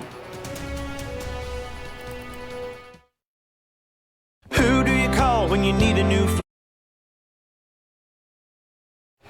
Good morning. Welcome back to Fox 17 News this morning, where we are your live local news source, always here for you through 9 a.m. Time right now, 7:56. Live look into downtown Nashville, where we've seen rain off and on through the morning. That's going to continue. Some of that rain will get heavy, leading to our code red weather alert and the flooding concerns. Greg's here now live to talk about it. Let's take a look at the big three things we're to watch out when it comes to the rest of today and tomorrow. Watch out for no severe weather. That's good. There could be a clap or two of some thunder, but we're not worried about anything that could be damaging for us here. There will be some areas, though, of localized flooding. Low-lying areas that are prone to standing water will be the first places that we have to watch out for later today and then into tomorrow. This morning through tomorrow morning, stay weather aware. If you cannot see the ground, don't drive over that water and don't walk in it. Avoid it. Find a different path to get from point A to point B. Future rainfall for us. How much more do we get on top of what has already been coming down overnight into this morning? Some 2 to 4 inches of rain that will stack up here on top of all the snow and ice we've been melting over the course of the last 48 hours. As we go into our 8 o'clock half hour, we will look at radar, where the rain is at now and how close we are for Nashville's next batch of rain and how long it will last when it gets here. That's coming your way in just a couple of minutes. Steer clear traffic out there for you this morning. Let's get to I-24 at Harding Place. You make that drive in from Antioch. As you can see, traffic is moving along. We're doing okay, despite the fact that we do have that crash here on the shoulder involving an 18-wheeler and another car. There is congestion much further behind this. That is in the areas around Smyrna and Laverne, right back there where they've got very, very slow traffic there this morning. But again, the congestion causing that, not the accident. You can use Murfreesboro Road or Antioch Pike is a good way to steer clear from this. All right, this is going to be Vietnam Veterans Boulevard at Gallatin Pike. Forgive me as the TDOT camera is at a weird angle here, but you can see some of the slowdown on those lanes as people are trying to make their way into town. Overall drive times look like this: 48 minutes in from Hendersonville, 75 minutes in right now from Murfreesboro, 69 minutes coming in from Clarksville along that drive from I-24. We'll continue to watch things for you. All righty, Justin, thank you very much. 7:58 right now, and a story that caught our attention this morning. There is a new survey by Ford Motor Company that asked if employees would be willing to take less money in order to have a better work-life balance. In other words, would you take less money to spend more time at home? And their questioning of about 16,000 people from more than a dozen countries resulted in the majority of people saying yes, they would. Also, Gen Z and millennials are more open, they say, to the idea than necessarily Gen X and baby boomers. Well, that would probably be because the Gen X and baby boomers don't have little kids at home anymore. That's a good point. And they're probably more focused on retirement. I like your optimism. Yeah, so would you do it? Would you take, because what Ford Motor Company asked is, would you take a 20% pay cut? Would you take a 20% pay cut to have more time away from work? My answer is no, because I have a baby at home and the costs are adding up. Boy, the diapers, all the food, and just wait until they get big, and then they're eating you out of house and home. I'm going to work. Hey, we're also looking ahead to Sunday. That is when Fox 17 is bringing you the NFC Championship. Yeah, the Lions are taking on the 49ers to see who is going to the Super Bowl. That game does start at 5:30 p.m. Stay with us, 8 o'clock hour right now. You're watching Fox 17 News This Morning, your Code Red station. A big thaw and heavy rain could lead to flooding this week for parts of Middle Tennessee and southern Kentucky. Don't worry, we have you covered in our Code Red weather alerts. And steer clear traffic, as always, every few minutes, live through 9 a.m. We'll show you this spot and tell you how you might have to steer clear. TDOT is getting around to fixing potholes in Robertson County. But what does that mean for your morning commute? I'll have the details on that in about 3 minutes. Potholes, they got me yesterday. Uh-oh. Yeah, I know. Oh, man. All right, no damage? No damage. Okay. We do want to start, though, by thanking you for waking up with us here on a Wednesday morning for Fox 17 News. I'm Erica Glover. And I'm Jennifer Waddell. We're out here bobbing and weaving on the interstates trying to avoid those potholes. And Greg Bovis, our chief meteorologist here in the morning, telling us that those potholes could be popping up even more as this rain continues. We're going to see more before we see any of them that are out there right now already patched. It kind of is like the moguls in skiing, where you're just trying to avoid all the divots. And then you don't want to hit the car next to you. It's a whole thing we got going on here this morning. And right now we are in a code red weather alert because a flood watch has been issued for a good portion of Middle Tennessee. Taking a look right now at what is on the radar, we do have a few showers that are creeping closer and closer to Nashville. We haven't had a lot of rain downtown in the last 2 hours, but now this band just about here. Taking a look, it is right over Kingston Springs. We're talking about areas like Ashland City as well. Light greens indicate light rainfall. Yellows indicate some heavier rainfall. Let's track this into the west side of town and then eventually into Nashville. Belmead, 18 minutes. The Vandy area, 21 minutes. Right downtown, Bridgestone Arena, right there on Broadway, 23 minutes from the rain picking back up. Once it does, we will get several hours worth of rainfall that get actually heavier before they die down later today. Here is that flood watch that I mentioned for our southern tier of counties. As this rain begins to move in, it will be very consistent and persistent throughout today and tomorrow. We'll see how much more rain we'll get and look at your 7-day forecast in about 5 minutes. Steer clear traffic for you this morning at 8:02. Quick look here at I-24. This is at Harding Place. As you make that drive into town there, you can see 18-wheeler pulled over with another car. Traffic is getting by. Just be aware about it because the drive times coming in right now from Murfreesboro into Nashville are not pretty. They're over an hour, closer to an hour and 15 minutes or so. Here is I-40 making that drive into Spence Lane. Lots of gridlock here as you approach the split. You can see it for yourself right here on your screen, and the wind starting to blow a little bit as well as more rain makes its way into the mid-state. Overall, though, we're doing okay. No major accidents out there tying things up, even though that is always subject to change. Coming up here over the next few minutes, we'll let you know live and local through 9. We're also watching potholes this morning. That is over in Robertson County, as emergency crews are now making their way up there on I-65 to get that repaired. Fox 17 News' Karen Aguilar live there at the scene, telling us exactly what she is seeing and why these may not be the last of them. Right. Good morning, Justin. Well, you can see construction cones to my right indicating that work is being done here on I-65. That's that road that Kevin's panning to behind me. TDOT spokesperson Rebecca Hammond says emergency repairs are causing one lane to be closed on this road.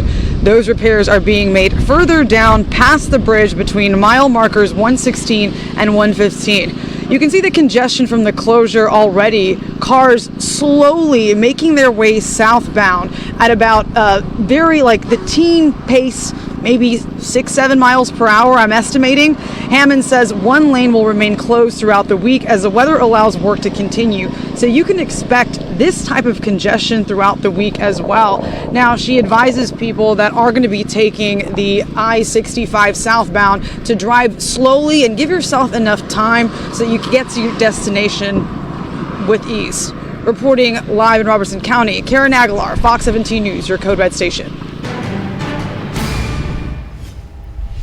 A homicide investigation is underway in Antioch after a man was found shot to death. We're getting some more updates about this story that we brought you as breaking news around 4 a.m. Police say they were alerted of the shooting around 1 o'clock. The shooting happening near the 800 block of Eola Drive over in Antioch. Right now, though, there is no one responsible for this in custody.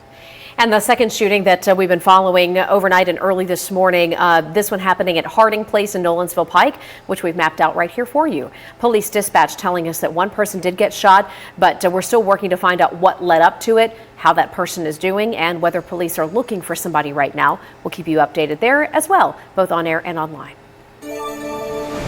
Well, we're heading to hearing more of your stories, I should say. The snow and ice have taken a toll on local businesses, and many small businesses finally getting the chance to go ahead and reopen after last week's snow and ice kept customers away for the whole week, sometimes more than a week. Yeah, you know, when you think about small businesses that struggle as it is in this economy with online shopping and whatnot, this has really been tough for them. Businesses such as AB in Hillsborough Village had to pause their operations for about 10 days because of the snow and ice. The Music Venue's co-owner telling Fox 17 News that they lost about $50,000 as a result. Now, in East Nashville, Whiskey Water, a clothing store, also lost a lot of business. $0 day is rare, and so when you get a couple of them, back to back, it's extremely hard to get out of that hole. And then, for our employees that are hourly, just not paying them. Well, that owner there says she was able to open her store for a few hours only last week, but did not see a single customer. She says no income is tough, and they're just trying to recover. We appreciate all the pictures and videos and stories that you've been sharing with us as we made it through that winter storm together. If you want to take a look at some of our galleries with the best shots, or if you want to submit your content, you can do it easily by going to fox17.com. Look to the top left side of the homepage, click on that little menu, and then click Chime In. It'll tell you exactly what to do. Well, the Tennessee Department of Transportation is requesting $3 billion over the next 10 years. We're going to tell you how many projects they can complete with that money. And what about choice lanes? Remember those? We're going to tell you when the first one could be a reality. Wednesday, can this... 8:09 is the time here on this Wednesday morning, and the Tennessee Department of Transportation told lawmakers during a hearing yesterday that they want $3 billion. Now, with that $3 billion, they say they will be able to complete 46 large and long-term projects across the state of Tennessee that will improve things like this, some of the congestion out there. However, during this hearing, one lawmaker decided to ask the question to TDOT about choice lanes. Now, if you remember, choice lanes were a proposal passed by the state just last year that would create privatized lanes that you can pay for that some drivers could use to try to ease congestion. Currently, there are none across the state. When do you think Tennesseans will have the opportunity to actually drive on a choice lane? Is it 2026? Is it the fall of 2026? Is it the spring of 2027? It's a 3-year process to get to that point, and then we've got to build it, which is another 3 or 4 years as part of that process. And so, we're 7 years away from driving on the first. 7 years away from getting the very first choice lane. Keep in mind, they'll finish up the Titans' $2.2 billion stadium coming up here in 2027, they think. So with the cost of everything going up, that's the other reason lawmakers want more money. They say everything from the concrete to the steel they use to make guardrails are way up. As a matter of fact, guardrails are up 101%, more expensive than they were just about 5 or 6 years ago. 8:11 is your time. We are in a Fox 17 Code Red weather alert for rain that is coming down now, and we'll get more rain throughout today, tonight, and tomorrow that could lead us into some potential low-lying areas with some flooding by the end of today. A flood watch goes into effect at noon for most of our southern counties, and that will stick with us until tomorrow at 6 p.m. Here we are. We keep watching that rain edge closer and closer to the Nashville area. We're now 15 minutes away, and that'll also go from north to south along I-65. So areas like Brentwood and even as far south as Franklin and Thompson Station within an hour will work into some rain.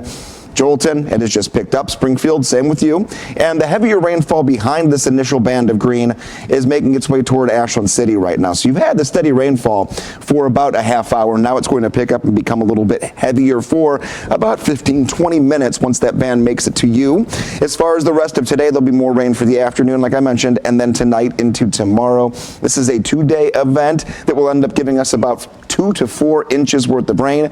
Another look at your radar coming up in a few minutes. We'll also look at your 7-day forecast and future track. Many things coming your way in about 10 minutes from right now. Stay clear traffic this morning. This is I-24 at Harding Place as you make that drive into town. We are finally getting some response there from the Tennessee Department of Transportation as they have made their way over there dealing with that disabled tractor trailer and another couple of cars. Hopefully they'll be able to get that out of the way here very, very soon. You can always take Antioch Pike or Murfreesboro Pike is the best way to steer clear of that. Typical slowdowns this morning coming in from the north side. If you're waking up in Goodlettsville, Hendersonville, Millersville, you know you need to make that drive into downtown Nashville. This is part of what awaits you. You can always try to take Ellington Parkway or Dickerson Pike is a good way to try and steer clear. The CDC says Tennessee has the most flu-like cases in the nation. Why one doctor says you should not get the vaccine right now. It's one of those mornings. 8:15 is the time. If you're just not waking up with us, we do want to let you know we are in a code red weather alert, and depending on where you live, you could currently already see some of those showers out there. Yeah, showers coming down mainly west of I-65 right now, and it's just starting to make its way into the Nashville area as we speak. So we're going to keep our eyes on that for you. What are we watching? What is the big story? And that's always, the big thing for us is what is the next weather maker that's going to impact your day? What can you expect? Flood watch is in effect for many areas that are south of Nashville. Think south of I-40, the best chance to see the heavier rainfall, some 2 to 4 inches of rainfall that could give us some ponding, some standing water. Avoid it. We always say it. turn around, don't drown, but this is serious. Do not take it lightly when it comes to flooding. It doesn't take a whole lot of water to do a lot when it comes to lifting vehicles, moving vehicles, and flooding vehicles. So be careful when you're not just driving, but also walking around here in the coming days. Big system here to our south and our west. This is all moving in our direction. That's why we're going to have so much rain. We're just getting the very first little taste of how much we're going to get throughout this afternoon and this evening as this system kind of stalls out right over us. And this is what you're going to see right here on Future Track. It doesn't really move. It's just going to be there and relentlessly give us these bands of some light to moderate rainfall. No severe weather, so we're not worried about severe thunderstorms. No temperatures that are below 32 degrees, so no dangerous cold. Just going to be that rain that does stack up pretty quickly for us here in the rain gauge. 62 degrees this afternoon, 64 tomorrow, 60 on Friday. Nighttime temperatures in the 40s and 50s the next couple of nights. We get a little bit cooler for the weekend. Saturday being the better chance for some rain. Sunday we begin to dry out slowly back into the 40s, and our next night in the 30s is not going to be until Sunday night and then Monday night into Tuesday. So almost another full week of above average temperatures and, dare I say, warm air. Compared to last week, it's almost like a sauna outside. Still clear traffic out there for you this morning. Just picked up a brand new crash. This one's going to be on I-24, very close to the Silman-Evans Bridge there in downtown Nashville. As a matter of fact, you can see the ambulance there on that scene. So we could have some injuries there, or someone at the very least is being checked out. I don't see a lot of damage to either one of the cars, so who knows what this is exactly, but they're going to continue to hang out there until they figure it all out. And it will squeeze traffic just a little bit as you make that drive into town, very close to Nissan Stadium there on the east side. The other things we're watching, of course, is slow traffic coming down from Vietnam Veterans Boulevard. This is near Gallatin Pike. Very slow go for the duration of the morning, pretty much. You want to try to take, if you want, Gallatin Road, okay. A lot of stoplights there on Gallatin Road, but it's the best way to steer clear if you don't want to try to fight the gridlock here on Vietnam Vets. We have breaking news this Wednesday morning here on Fox 17 News. A new Tennessee mandate requires people convicted of a felony to get their gun rights restored before they can become eligible to go ahead and vote again. Last summer, election officials, they interpreted a state Supreme Court ruling as requiring that all convicted felons must get full citizenship rights restored before they can ultimately cast a ballot. The state elections coordinator confirming that ruling yesterday, saying under the Tennessee Constitution, the rights to bear arms is a right of citizenship.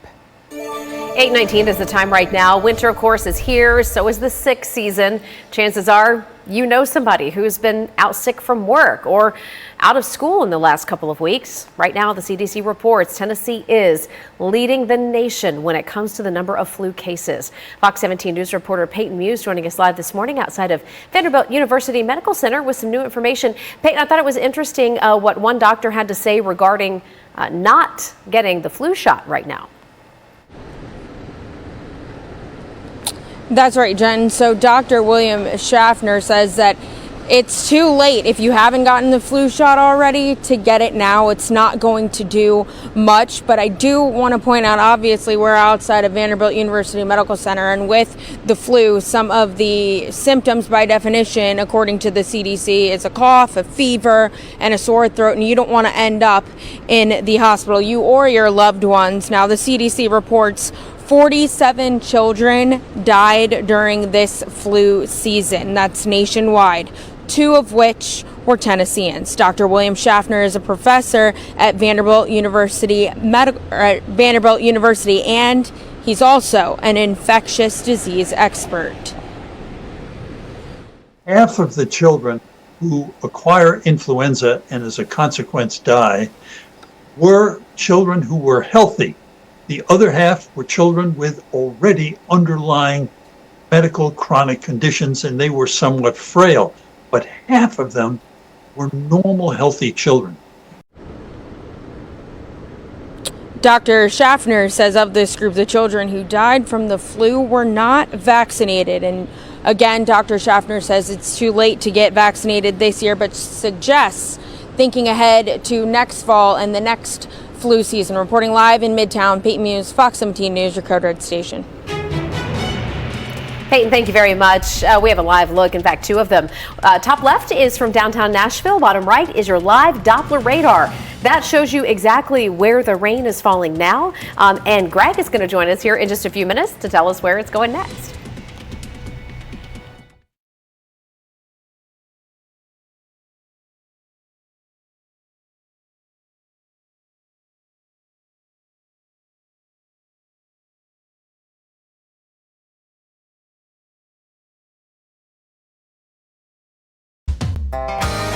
To track to the north and to the east, so toward the top right-hand side of your screen.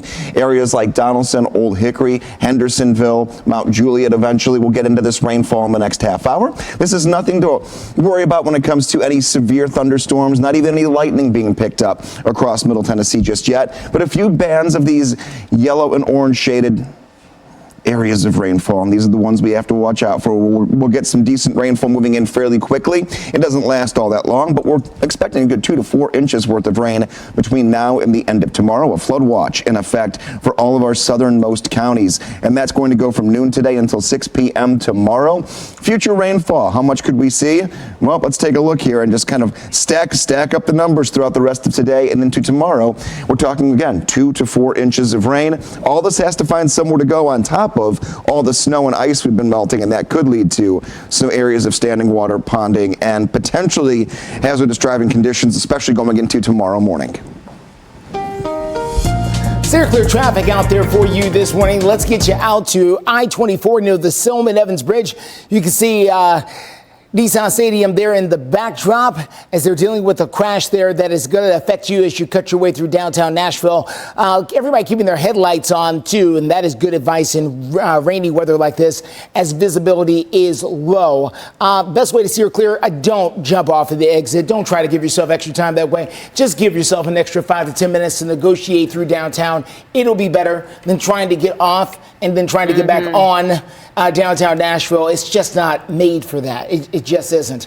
Other things we're watching here, this is going to be I-40 further back near the airport. As you make that drive into town, slow go, no crashes, just a lot of congestion, a lot of people getting back on the road. One of the first days we've had where school is on time, work is on time, full crush this morning. 8:26 right now. We go to Murfreesboro, where police are looking for a man who they say pretended to be a police officer and then took advantage of a blind woman. Very sad story to tell you about, but police are still looking for the person responsible. They say this man that you see in the pictures here, plus another person, knocked on a woman's door claiming to be a police officer executing a search warrant. Well, after those two left her house, they realized, police and the woman did, that her debit card had been used at a MAPCO, an ATM there, and then also they had gone in and used her Cash App. Yeah, if you've got any information about the man that you see here in the pictures, please call the Murfreesboro Police Department at 629-201-5638. At about 8:33, I'll have an update on pothole repairs and what TDOT is doing to fix them here in Robertson County. The playoffs are in full swing. You're watching Fox 17 News This Morning, your Code Red station. Code red weather for today into tomorrow. Flooding, an issue that could take over across much of Middle Tennessee, coming up in the forecast. Slow down through downtown Nashville this morning on 24 near the Silman-Evans Bridge. We're going to tell you the best ways to steer clear. We're also going to thank you for waking up with us here on a Wednesday morning for Fox 17 News. I'm Erica Glover. I'm Jennifer Waddell. We've got you covered here for the next half hour as your live local news source through 9 a.m. We're going to get started with our Code Red weather alert because, yes, the red lights are on. And I know we're off to a gloomy start. In fact, a flood watch has been issued for the southern half of our viewing area. That is very true, and unfortunately, this is going to be for today and then into tomorrow as well. A lot that we have to work through when it comes to our weather and just the impact of what is on Doppler radar for us right now. Let's track where it is at and where it's headed. This is a slow-moving line of showers. It has taken about 4 hours to go from the western portion of Middle Tennessee to right near the Nashville area. Keep that in mind. This is not going to move quick, so when it does get over your neighborhood, it's going to hang around. Nashville, we're working through it right now. I would say Goodlettsville about 15 minutes, Old Hickory 20 minutes, Hendersonville 20 minutes, Gallatin, a couple little light sprinkles already, but the bulk of the rain moves in around that ballpark. And taking a look at the big picture, what does this mean going forward? You need to have a way to get alerts to your phone, not when it comes to severe weather this time around, but just in general. You can get the Fox 17 Code Red weather app. You can look at the Doppler radar in real time when you're on the go to find where those pockets of heavy rain are at, or maybe find a brief little dry period. You can get outside and avoid the rain, because we're going to have quite a bit of it this afternoon, this evening, and into tonight. And then tomorrow, everything will begin to wrap up into the weekend. Look at those temperatures. 62 degrees today, 64 tomorrow, and then 60 on your Friday before we get a little cooler, sliding back down to the 40s by Sunday into Monday. Steer clear traffic for you this morning. Let's get a good look at what we're dealing with here at I-24 at the Silman-Evans Bridge. This is in downtown Nashville. You can see where the Tennessee Department of Transportation, Metro Police, they've arrived. A couple of cars here on the shoulder of the road. The best way to get around this is not by trying to maneuver. No. Give yourself extra time. Give yourself an extra 10 to 15 minutes. You're not going to outmaneuver this because it's really not set up for that. You're going to end up going way around and out of the way to try to avoid any kind of tie up here. So heads up there in the downtown Nashville area. Also watching things here on the other sides of town. This is going to be that drive coming in on I-24, making that drive in through Laverne and Smyrna, places like that. So heads up in that area as well. And of course, we're watching north of town. This is going to be on I-65, where they've got emergency road work going on right now to try to repair some damage done in Robertson County. That's where we find Fox 17 News' Karen Aguilar, who's live there for us this morning to talk to us about the effect that the winter weather is having, not just there in Robertson County, but eventually for almost everybody. Yeah, and we actually already have shown and reported some of those potholes throughout different parts of Nashville, Davidson County, Sumner County. Those happen because of the freeze-thaw cycle after the winter storm. And so TDOT is now doing something to repair them. They're doing emergency repairs since yesterday, doing work on I-65 behind me. You can see the construction cones indicating that there is work being done. TDOT spokesperson Rebecca Hammonds says because of those emergency repairs, one lane is closed. You can't see where the repairs are being made because we want to stay safe on this intersection, but it's further down between mile markers 115 and 116. Now take a look at the traffic. It already looks like cars are going at 6 to 7 miles an hour as people are making their way to work. You can expect more congestion like this throughout the week as TDOT will be finishing the larger portion of repairs on Friday. So give yourself plenty of time to get to your destination. Now, for those who are in Davidson County and would like to report a pothole, you can go to hub.nashville.gov. And if you are in Sumner County, Robertson County, you can always call 311 to see if TDOT will pay special attention to those roads. Reporting live in Robertson County, Karen Aguilar, Fox 17 News, your Code Red station. All right, Karen, thank you so much. Stay dry out there. 8:34. We've been talking so much about this winter storm and all the impacts that we've seen as a result of it. One of them being the trash collection being really behind right now. We know a lot of you at your apartment complexes or out by your homes have not had your trash picked up, and it looks like 71% of you right now on our online Twitter poll are in that boat. You've not had your trash picked up yet during the winter weather. We do know trash pickup has already resumed in places like Hendersonville. In Metro Nashville for Davidson County, it's resuming right now as well. Yes. They're just a day behind schedule this week. If you want to sound off, let us know what's going on in your part of town. Scan that QR code and head to Fox Nashville to let us know. Now to an Operation Crime and Justice story. Another incident over at Green Hills Mall. This time Metro Police charging Kiera Eagley Lloyd, right here on your screen, with felony shoplifting. Again, this is over at Green Hills Mall. They say she tried to steal $2,000 of merchandise from the Nordstrom store, and on the way out, witnesses say Lloyd used bear spray on workers trying to stop her. For that, police also went ahead and added an assault charge to her case. So they said, okay, we'll one-up you here. Hey, Night Out lands this country star in trouble with the law. This is Chris Young. Metro Police say he interfered with officers who were doing a compliance check at Tin Roof, and that's when police go to make sure the bars are following the rules and whatnot. Well, according to the police report, Chris Young followed those officers to another bar, and authorities arrested him after they say he put his hands on one of them. If you want to read more about this story, we've got it now at fox17.com. The CDC says Tennessee has the most flu-like cases in the nation. Why one doctor says not to get vaccinated right now. His girlfriend's bash put a Welcome back to Fox 17 News this morning. It is 8:39. I mentioned just a few minutes ago, chances are you know somebody who's been sick the last couple of weeks, maybe out sick from work or homesick from school. It's no coincidence because the CDC says Tennessee is the #1 state in the country when it comes to the number of flu cases. We're the highest and the only state reporting that particular level of high flu right now. So let's check in with Fox 17 News' Peyton Muse, who's outside of Vanderbilt Medical Center. She has been speaking with one of their senior doctors who has seen a whole lot of flu seasons. That's right, Justin and Jen. So for the flu, the CDC defines flu-like illnesses as a cough, a fever, and even a sore throat. And you don't want to end up in a hospital like we've got Vanderbilt right behind me. Now, the CDC reports that 47 children died during the flu this flu season, 2 of them Tennesseans. Dr. William Schaffner is a professor at Vanderbilt University, and he's also an infectious disease expert. Of this group, each year of children who pass away because of influenza, once again, half were never vaccinated. The vaccine's not perfect, but it must be tragic for parents to think that their child died of flu and they hadn't had the child vaccinated to give them that extra chance of fighting off the virus.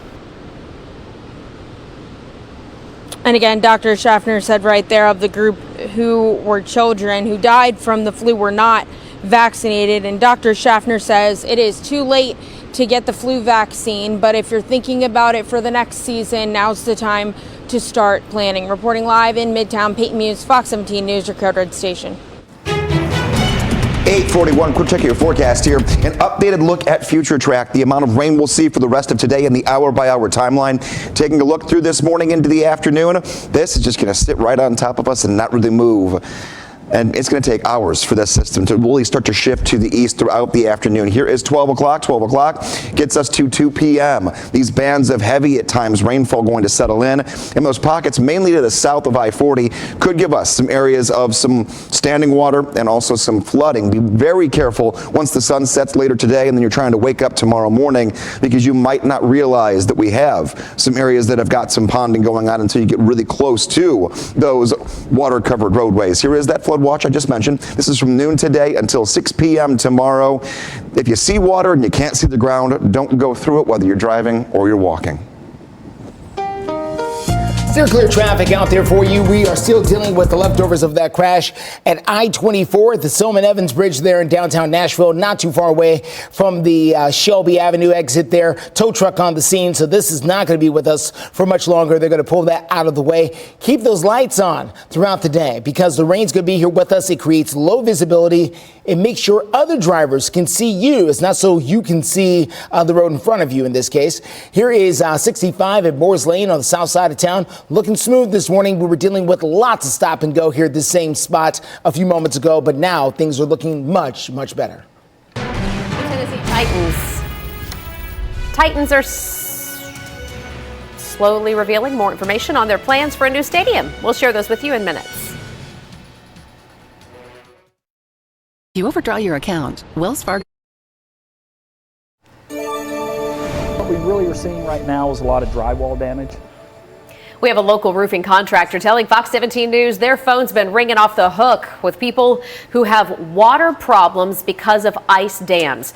He's showing you what it looks like right here. An ice dam is where the snow or water in your gutter freezes, and then causes any extra water that falls, so say we get some rain, to back up underneath your shingles and over your flashing that's supposed to protect the inside of your house, but unfortunately can get inside anyway. Yeah, Ostermiller Roofing says most of the damage from ice dams impacts the inside of your home, like the drywall damage. Not good. So we're taking a look at the ice dam on this particular home. It's ice stuck in a spot that traps water. So watch this. Oof. MJ Garrett, Director of Sales at Ostermiller Roofing and Construction, explains that ice dams cause damage, like we said, inside the home. We know this, but Garrett says the rain expected over the next couple of days is a good thing, you might be surprised to hear, to clear out these dams, especially when you add the additional higher temperatures. Listen. The majority of the damage is found on the inside of the house. If you look up at your ceiling and you see any wet rings coming around it, then more than likely, if it's fresh, it's been caused by an ice dam. Do you know what we had back in 2016?